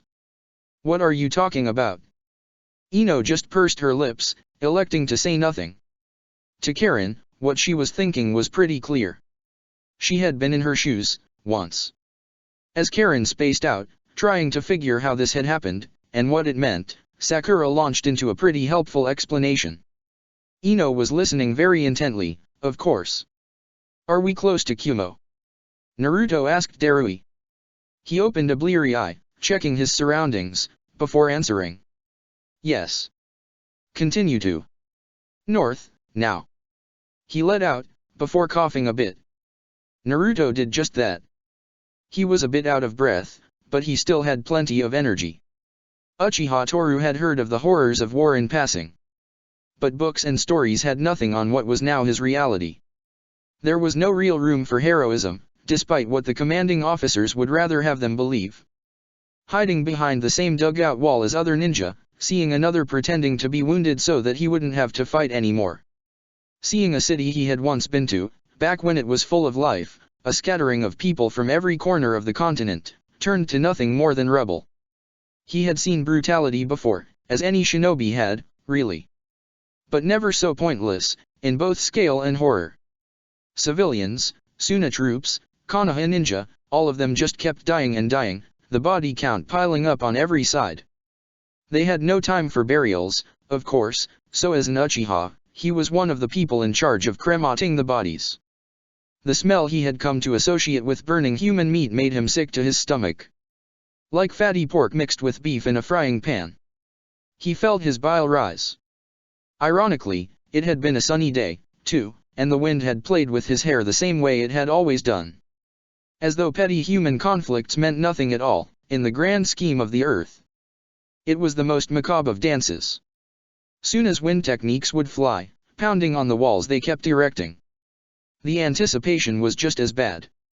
Narakaji had been one of the first to fall, today. His stomach had been sliced open during one of Suna's pushes, and they had to leave him here in the open. He hadn't died right away, as the enemy had believed him dead. But because he had been driven half-mad because of the pain of his wound, he had called for help. That's when he had been killed. There was nobody to blame. War was war. He would have done the same to a Suna ninja. And the young ninja that were with them, they knew nothing of long battles. They would get killed simply because they didn't realize what was a diversion and what was a real offensive. Their pitiful, dirty faces, their hope and dreams of getting back, their despair. All of this, he would remember forever, his eye made sure of it. Attack. Defend. Counterattack. Fall back. And this was just the early days. What was even the meaning of this all? This whole city would soon be nothing more than a crater, anyway. Darui was speaking more often. Whether that was because he was feeling better, or because he knew he needed to guide him from here on, Naruto couldn't tell. But his voice was becoming weaker. They were somewhere above the clouds, and he felt the weight of the long day. You can drop me, you know. Darui said. A little, pause won't kill me. Naruto just threw a strange look at him. Since when do you care about me being exhausted? We're getting close anyway. Wouldn't do for you to lose control. He grunted. Over. Lightning. HMPF. Naruto chuckled. I'll be fine. And we don't have that much time. Who knows how long this poison takes to work in the first place? Suit yourself. The air was thinner here, which gave Naruto a slight headache. He wasn't sure how high they were, but he would guess over 3,000 meters, for sure. Naruto stopped on a cliff overlooking a vast expanse of clouds. In the distance, he could see a shape that he knew to be the village of Kumo. He dropped a mark here. Is that it? He asked Darui. Yeah. He grunted. Rare for foreigner to come here. Enjoy. Naruto wondered. Is it safe for me to go with you, or should I send you with a clone? No difference. We're spotted. Already. Darui breathed a bit heavily, before letting out a rattling cough. They will come. Very well. Naruto said. I sure hope this won't get me in another shitty situation. No. Darui chuckled, his throat raw. I will vouch for you. Raikage trusts me. Well, I don't think we're going to have a choice, anyway. Naruto answered. There was a huge chakra signature coming at him. Alone. All right, I don't think I understand this one. Karen finally said, after having run a battery of tests. This damned Naruto, doing whatever he felt like doing and letting them deal with the consequences. That was classic him. She still wasn't sure how this had happened, in the first place. Didn't the bonds require a degree of trust one nice evening and some fucking would simply not be enough for? Yujito let the hakama fade away. The color clashed with the rest of my clothing, anyway. Sakura chuckled. You don't have to actually have them out to use their ability. No. Yujito asked. It sounds pretty nifty. I hope it's something as useful as teleportation. You could always join UMI. Karen shrugged. Heard they were recruiting and the weather was nice. She stared at her fingernails. Yujito laughed. No, thank you. I'm a loyal Kumo ninja. But you can come visit us, once we get this little Hokage murder situation sorted out. If Ino corrected. I want nothing more than this, but we'll find a way. Yujito said. I promise. Ino let out a hesitant smile. She wasn't so sure, but she wasn't about to let her own worries bring everybody down with her. And she wanted to trust the slightly older woman. So, that was the Raikage. He remembered him from the Chunin exams, of course. It wasn't that hard to remember the huge, surly man with slicked back blonde hair. He hadn't had the chance to feel his gigantic chakra presence last time, or to see the cloak of lightning covering him, that made Kakashi's look shoddy by comparison. Still, there was something strange here. His instincts told him to look deeper. On his back, Darui struggled to shift to something that looked somewhat dignified. Boss. He saluted. Darui. The Raikage greeted, tense. What happened? Yujito and I got ambushed. Darui coughed. Got poisoned. Yujito's fine. She's still going to the front. Sasori of the Red Sands, who's part of the Akatsuki, poisoned him. Naruto confirmed. He will need immediate hell dash. This man. The Raikage pointed straight at Naruto. You know who he is, don't you? He helped kill the previous Hokage. Now, we have to deal with Danzo. He spat the last word like a curse. Naruto tensed, ready to leap. Darui let out a weak chuckle. Don't worry. He didn't do it. Yujito confirmed. Are you sure of it? I asked. She is certain. Darui nodded. The soul doesn't lie. The Raikage stared at Naruto, seemingly weighing him. Naruto stayed where he was, unmoving. He wasn't sure he'd be able to do much in his state of exhaustion, if it came to it. He had to hope Darui's word was enough. Apparently, it was. The Raikage sighed, folding his arms in a neutral stance. His cloak faded. Naruto breathed out. Ah. The Raikage grunted out. This is going to be a pain in the ass to deal with Konoha. And that old bastard, on top of that. Darui chuckled. Sorry, boss. Naruto pulled out the scroll Yujito had given him. Yujito told me to give this to you. He said simply. The Raikage analyzed the scroll, making no move to unfold it. What is it? He asked. Intel on Akatsuki's movements. Naruto nodded. They're going to move to get the Jinchura key soon. I opened the scroll, reading through it. Meanwhile, Naruto was focusing his chakra senses on the man. There was something about his chakra, something hidden deeper, that he knew he would not have noticed if it weren't so damn familiar. He stretched his awareness even more. Naruto had felt this very same chakra before, he was almost sure of it. But where? He had trained with Karen for a long time, now, and he fell back on her advice, racking his brains until he could remember something useful. Ah. I see. The Raikage said, nodding. This is some good intel. Chakra flared to his hand, and the scroll burned away, turning to dust. What the hell are you doing? Naruto asked, lightning flashing to his legs right away. Boss. Darui asked, entirely confused. Unfortunately, I can't have you spreading this kind of information around. I said. Boss, he's telling the truth. Darui insisted. The Raikage nodded grimly. I know damn well. That's why he can't leave here. Darui was feeling entirely off. Not just because the poison was still coursing through his veins.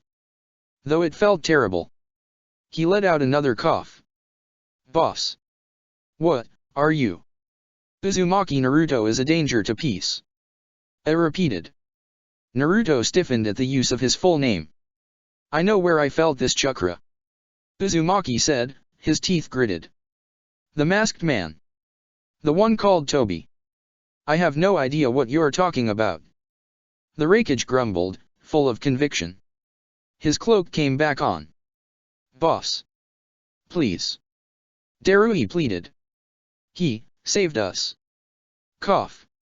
Something was wrong with him. And something was truly wrong with the Raikage. Darui let out another rattling cough. He would have to help Uzumaki, at least until the Raikage decided to be reasonable again. He tried to call upon his chakra. He wasn't sure what for yet. Darui couldn't. He couldn't breathe. His hand came up to his throat. No way. Not now, not like this. There were so many things he still needed to. Darui! Naruto called, having sensed his chakra build up. And then fade away, entirely. The Raikage paused, too. Whatever Tobi had done to him couldn't prevent true shock from showing upon his face. Naruto laid Darui down. There was blood running down his mouth, and his eyes were wide open. There was no doubt, even as he checked for a pulse. He was dead already. It happened as soon as he had tried to reach for his chakra. He had been alive before that. He had heard of something similar. For chakra-triggered genjutsu. How could this have been worked into a poison? He felt a shiver of fear run down his spine. Any of them could have died, after that fight. Without even realizing how immediate the danger really was. Naruto closed Darui's eyes. He turned to face the Raikage, who was unnervingly silent. He stood there for a moment, just staring at Darui's body. His cloak was gone. Naruto stood there, trying to gather enough focus to jump to a mark. Any of them would do. He couldn't manage, too many thoughts racing through his mind. A flicker of lightning escaped the Raikage's body. When he looked at him again, he was furious. As though Darui's death was on Naruto. I can't guarantee you will survive. The Raikage said, his voice scarily clear, lightning flashing around him. Nine tails or not. His right hand was dead. The man he had chosen to succeed him in the future was dead. There was a red haze permeating A's every thought. Darui had been poisoned. By Sasori of the Red Sands, who apparently was still alive. And now, Darui was dead. And one of the Hokage's likely assassins, no matter what Yujito had said, one of the two people that had led them to this entire predicament, was in front of him. Standing above Darui's body, as though he had any right. This bastard Sasori. Akatsuki, even. Their time would come, but they could wait. They were no real threat to Kumo right now. This way, the other nations would be weakened. B would be fine, he would make sure of it. That was why he had destroyed the scroll. Akatsuki didn't matter. Deep down, there was something that didn't sit right with him. As though he were contradicting himself and his principles. As though he were dreaming awake, and a part of him was screaming and screaming, endlessly, but there was no one to hear it. A's first attack came at him straight, the man apparently not bothering with subterfuge. Naruto expelled wind chakra from his mouth, pushing his head backwards, and under the Raikage's massive fist. He slashed with his right hand, a sword flashing into his hand. The wind-enhanced strike only hit thin air. The next instant, an elbow slammed into his back. He let out a grunt of pain, spun, and struck back with a diagonal sword swing. Nothing. A fist slammed into his cheek, and he was sent flying. He let go of his sword. There's no way I can fight this guy right now. He had been exhausted before the battle had even begun. While flying, he summoned his bow, letting his lightning enhancements fall for a second. Naruto sent 3 lightning and wind arrows flying at the same time, adjusting their trajectories by magnetizing them. They flew toward the sword he had left behind. The Raikage dodged by moving the least amount he possibly could. Naruto summoned another sword and recalled one of the arrows, which struck right under the Raikage's ribs, from behind. The man caught it with his hand before it could go through him, in an impressive display of reflexes and flexibility. At the same time, Naruto was weaving hand seals with his other hand. A grunted. Tricky little bastard. Naruto winced. This would probably not work twice. Wind. He finished weaving his hand seals, going for a mid-range jutsu. Wind release, vacuum tear. A rift in the air opened around the Raikage, slashing at him from every angle, but mostly holding him in place. Lightning. He weaved another technique, before holding it and channeling the chakra inside a newly formed arrow. Lightning style, dragon arrow. He felt his left arm burn. The wind technique had been a setup. Naruto shot the arrow, and it cleared the night sky. When it came in contact with the vacuum tear, it became a whirling vortex of wind and electricity. It took the shape of a dragon's head, swirling around the wreckage. Hands starting to shake from all the chakra he was expanding, his vision blurring, Naruto weaved a third and last jutsu, classified as S rank. Wind release, God's breath. Naruto raised his hand above his head and produced a spear of wind that he shot to the heavens, creating a few dense dark clouds. From their midst, a pillar of immense atmospheric pressure struck down the earth, with a sound like tearing. Naruto could barely stand. He huffed a breath, sweat pouring down his eyes. He had given the jutsu all that he had. It would have been overkill for almost anyone. And yet, he could still feel the wreckage's immense chakra, barely affected. The smoke cleared, and the wreckage was still standing. Cuts littered his body, but he did not heed them. You won't get out of here alive, Uzumaki Naruto. He started walking toward him. I will admit it. He began. You're strong. But you're also at the end of your rope. Naruto saw the way the wreckage used his cloak. He thought he could understand how to get his own to the next step. So that's what he did. He reached inwards, dredging up the last drops of his power. He called lightning to bolster him. Not to his legs, like he would usually.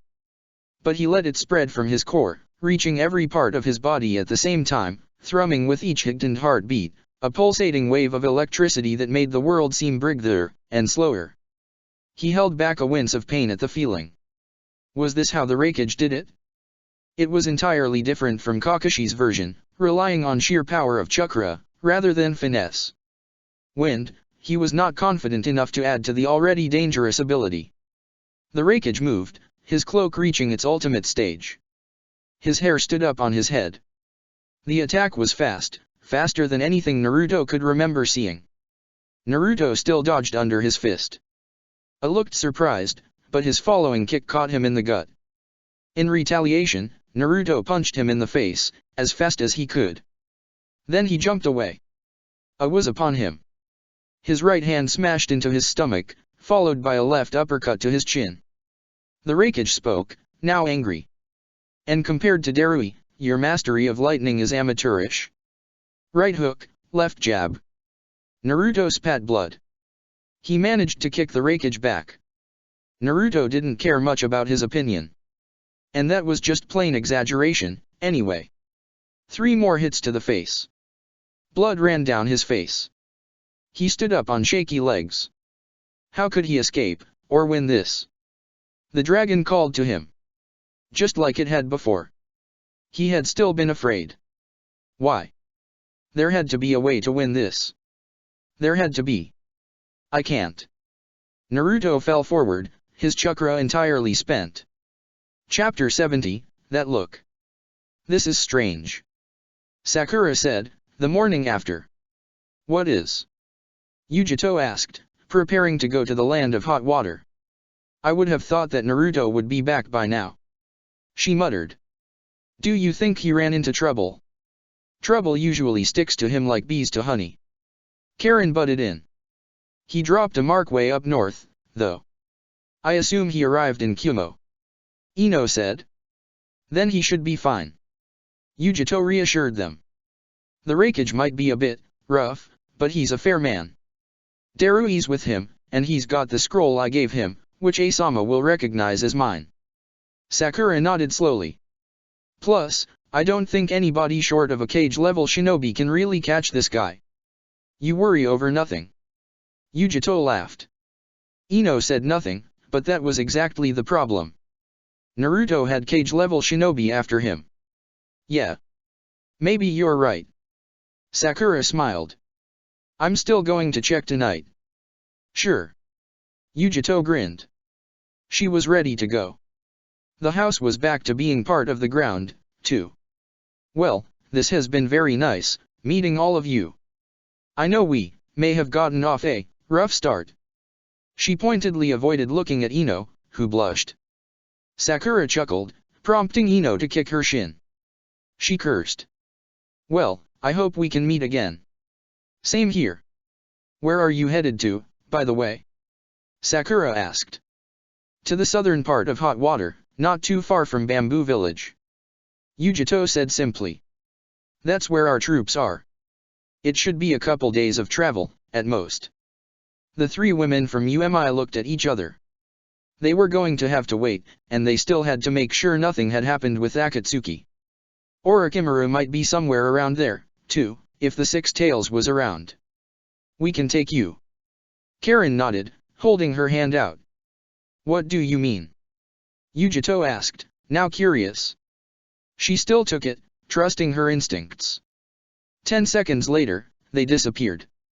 Morikawa Seiji, Kiri Jonin, swam for his life.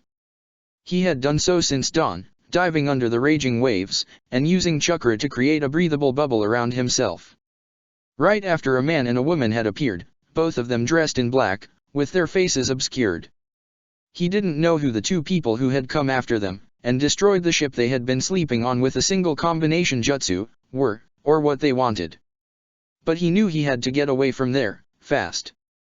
Nobuyuki, their platoon leader, and their only water sensor as well, had been killed by a wind jutsu, so it's not like anybody would even know Seiji had survived.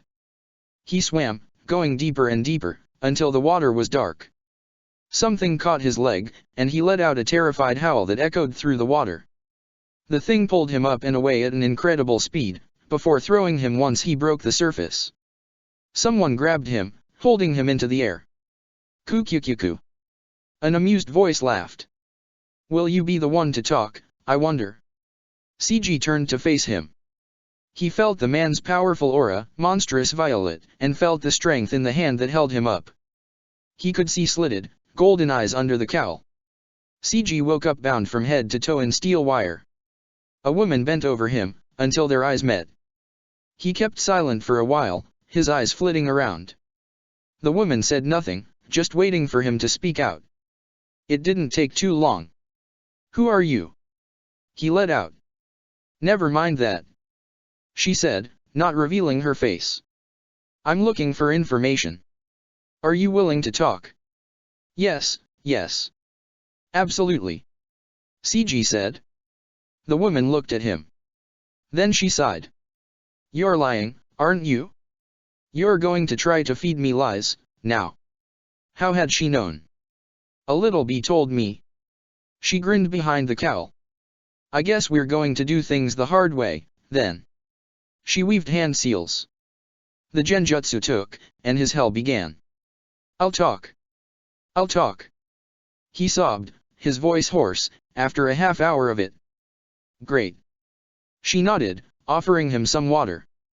I'm good at it, but I don't really like doing this torture thing, honestly. Maybe in another life. What do you even want to know? He took the offered water. If it was poison. Well, still better than the illusions. He was sure the nightmares, the ones he had managed to stave off for months now, would be back soon. Her eyes turned hard. Where is Yotakata? Where is the Six Tails Jinchuriki? I don't know. He said. Her eyes turned threatening, ready to weave more horrific visions. No. I swear. I really don't know. I thought he was supposed to come with us, but I have no idea where he is now. She stared into his eyes. I believe you. His tormentor lifted her hand, and Seiji closed his eyes, waiting for her to deal the final blow. Go. Leave your village, and this war behind. Then I won't come after you. What? I can't just leave Kiri like that. Where would I go? He yelped. I don't give a shit. But would you rather die now? She asked, her murderous intent obvious. He ended up accepting her offer. Anko went back to the land of hot water's southernmost beach, where Orochimaru was waiting for her, a few men lying at his feet. He didn't know anything else, then? He asked, not really surprised. No. He knew nothing. Anko replied. I see. Time is running out. Orochimaru mused. They had been looking for any indication the Six Tails was around, but until now, they had found nothing at all. I think Kiri might have leaked some false information to the lower ranks. Orochimaru ended up saying. You mean? Yes. They never planned on sending the Six Tails out at all. If Kumo had acted on the rumors, they likely had sent the two tails ahead. He would have to wait on Naruto's team's report. Now, he had to figure out who exactly had done so, and for what purposes. Orochimaru had a few suspicions, and he liked none of them. That's something you don't see every day, Yujito said, trying to sound casual about having been teleported hundreds of kilometers away in the blink of an eye. Hopefully not, it's an UMI thing. Karen laughed. I can do it on my own, actually. Sakura contested. Yes, we all know by now. Ino rolled her eyes. Are we close to your destination, Yujito? She nodded. A few dozens of kilometers away. I'll be there quickly. I guess it's goodbye for now, then. Ino said. Unless you guys plan on following me around some more, yeah? Yujito joked. Probably not today. Sakura said. Well. It has been a pleasure. They exchanged goodbyes and Yujito left, headed west. You know. Karen started. Got a bad feeling about this. Ino asked. Yeah, me too. Sakura said nothing, just watching Yujito go. She would likely be fine, as she was stronger than them by a fairly large margin, and she would be with shinobi from her own village. Still, something rubbed her the wrong way here. And she'd have to check up on Naruto today still. She realized they really needed to finish working on a direct line of communication, as fast as possible. Orochimaru should be around. Ino said. Let's go after him. Sure. Karen said, getting ready to track the elusive man down. Days passed. Hyuga Hanabi was sent to the Western Front. It hadn't really come as a surprise. Since Niji had disappeared, and she had a lot to say about that, the role of Hinata's protectress had fallen to her, as a branch house member. But then, she was only a branch member, now, and they were sent to the front lines more often than the main house. Her father might have protested at first, but Hinata being more or less confined to less risky missions meant that he didn't really have a leg to stand on. Konoha needed a Hyuga near their Jinchuriki. Better than ever, she understood Niji's ambivalence toward the main house, that she had previously been a part of. She loved Hinata, and she loved her father. Yet, the resentment that she had seen in Niji's eyes, and in his father's eyes as well, when he thought nobody was looking. She could see the same emotion in her own eyes, when she looked into the mirror. Right under her covered forehead, where the caged bird seal lay. How she hated to look at it. As she and her platoon got closer and closer to the front lines, she saw more and more burned villages. There were no people in sight. She preferred not to think of what had happened to them all. She could not even tell where they were anymore just by sight.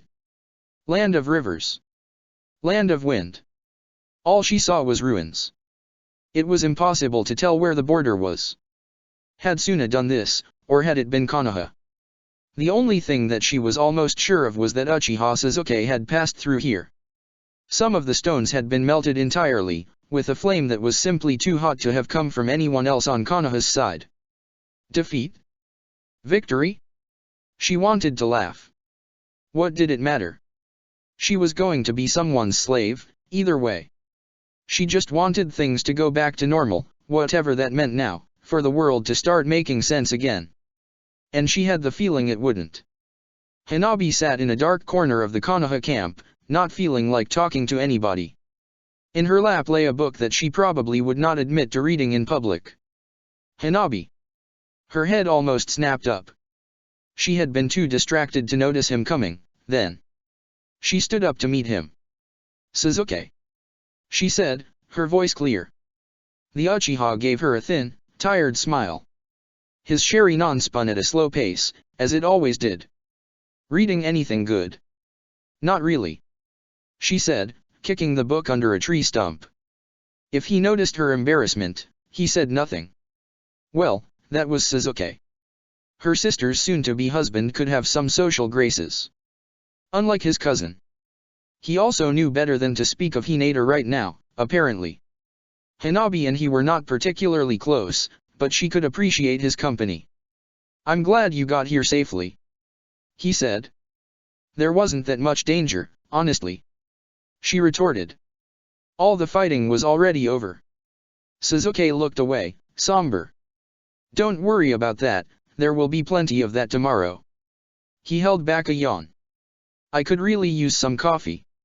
With the alliance with Suna now broken, coffee beans had become an expensive thing again. A delicacy you would not find on the front lines. Hanabi snorted. I think you're shit out of luck, then. Hyuga didn't curse much, usually, their very strict sense of propriety forbidding it. Hinata definitely didn't, both of them knew. Sasuke just laughed. Naruto woke up to darkness again, his hands bound above his head. Pain was the first thing his conscious mind registered. His chakra senses were out of reach. There was the smell of sweat, blood, and something he now knew was to be fear. Strange how you could get used to that. And the general sense of violence and hopelessness that permeated Kumo's underground. Well, Naruto assumed it was the underground, at least. Thinking about it, it might be a tower, instead. The fear was not coming from him. Which meant he had been moved somewhere else, then. Naruto knew it had been a few days since he had gotten to the prison. He hadn't particularly enjoyed Kumo's specific brand of torture until now, and he had the feeling it was about to get worse. There was something covering his eyes, and his chest was bare. Next to him, he could hear someone moaning in pain. He had a cellmate, then. Tell us. A smacking sound. Likely a fist hitting flesh. A man screamed. Who killed Hoswa? Another fist hit the man. You'd better start talking. Another fist. A scream. Who's responsible for his death? The sound of lightning channeling. The cracking sound of it, the shaky sounds the other detainee made when it collided with him. I don't know anything about that. A man tried, desperately. Suna accent, Naruto noted, as he noted, anything by now. There wasn't that much to do here but listen. You lie. More lightning being channeled. How Naruto wished he could call upon it to free himself. With a high-pitched sound, the jailer hit the prisoner again. No sound came. You might have killed him, man. Someone else said. Fuck. The first man cursed. He then sighed. Bah. He didn't know anything in the first place. Then what was the point of that? Naruto thought. Are they just blowing off steam again? There were sounds of flesh hitting flesh. The first man laughed. No more shouts of pain came. The Suna prisoner was already dead, after all. Bastards. Let's see if this one proves to be more entertaining. The torturer chuckled. Naruto thought they were talking about him at first. Even after a few days, he wasn't ready, no one ever was, for torture. But he knew there were only two outcomes. Either he lived, or he died. Talking, putting his friends in danger never was an option. He hoped they didn't run into trouble. They could handle themselves, he knew. But with the kind of monsters they were already facing, and those that would come. No. He shook his head. He couldn't worry about them. It wouldn't help them, anyway. The torturer didn't go to him. The beatings resumed, targeting another prisoner. Let's start, then. What is your target? Punch. Is it Kumo's bloodlines? Punch. Is it Arjun Hiraki? Are you trying to kill Bisama? Punch. A scream came. Did you plant something within the village? Punch. What the hell were they doing? The man would never even get the chance to talk, if they kept at it. How did you get in? Punch. Punch. Talk, you Suna bastard. Once we're done with Kiri, we're gonna crush your home, too. Another Suna ninja, then. What were they doing here? The man just moaned in pain, spitting something on the floor. Punch. Who let you in, Kumo? Punch. Punch. Another scream. You're a tough one, aren't you? The Suna ninja just grunted, never saying anything. Suit yourself. The torturer laughed. We have time. Take him away. Somebody came to pick the other man. Cold water splashed Naruto. I've heard from Raikage-sama you're a budding lightning user, huh? The man said. Let's see how much that helps you here. Naruto knew what they were going to do before they started. He braced himself for the electric shock, trying to call upon his chakra. No answer came, of course. He knew it already, but old habits die hard. There was a flash of blue light so strong that he saw it through his blindfold. I'm going to enjoy this much more than you, I'm sure. 5 lightning bolts hit his naked torso. He screamed. The man held it for a few seconds. The smell of smoke rose, coming from himself. What did you do to Darui? Sasori killed him. Naruto grunted. The other man in the room laughed. Raikage-sama told us you'd say this. Sasori of the Red Sands is long dead. Another arc of electricity hit Naruto. He grunted, feeling as though his teeth were going to break. You're the one who did it, aren't you? No answer. More lightning struck him. None of the questions even made sense. Did they know and just didn't care? Or were they just pushing him into taking the blame? He knew that after a long enough time, most people would be ready to confess anything. Tell us. Lightning went through his body, stronger than before. It was a clenching of muscles, entirely unwilling, and he clearly felt the course of the current as it made its way through his body. It cut off. He only stopped grunting then. Did you kill Darui? The man whispered softly. No. Did you kill him? No.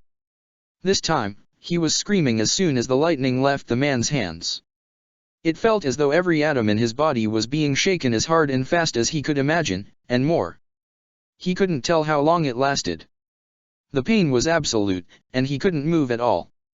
As though his entire mind were scrambled, forcing him to jerk and jolt around randomly. He was seeing weird colors, and something that looked like vibrations. His heart was pounding, like it was about to explode. Naruto's teeth were sore from clicking. His throat was raw. The jutsu cut off.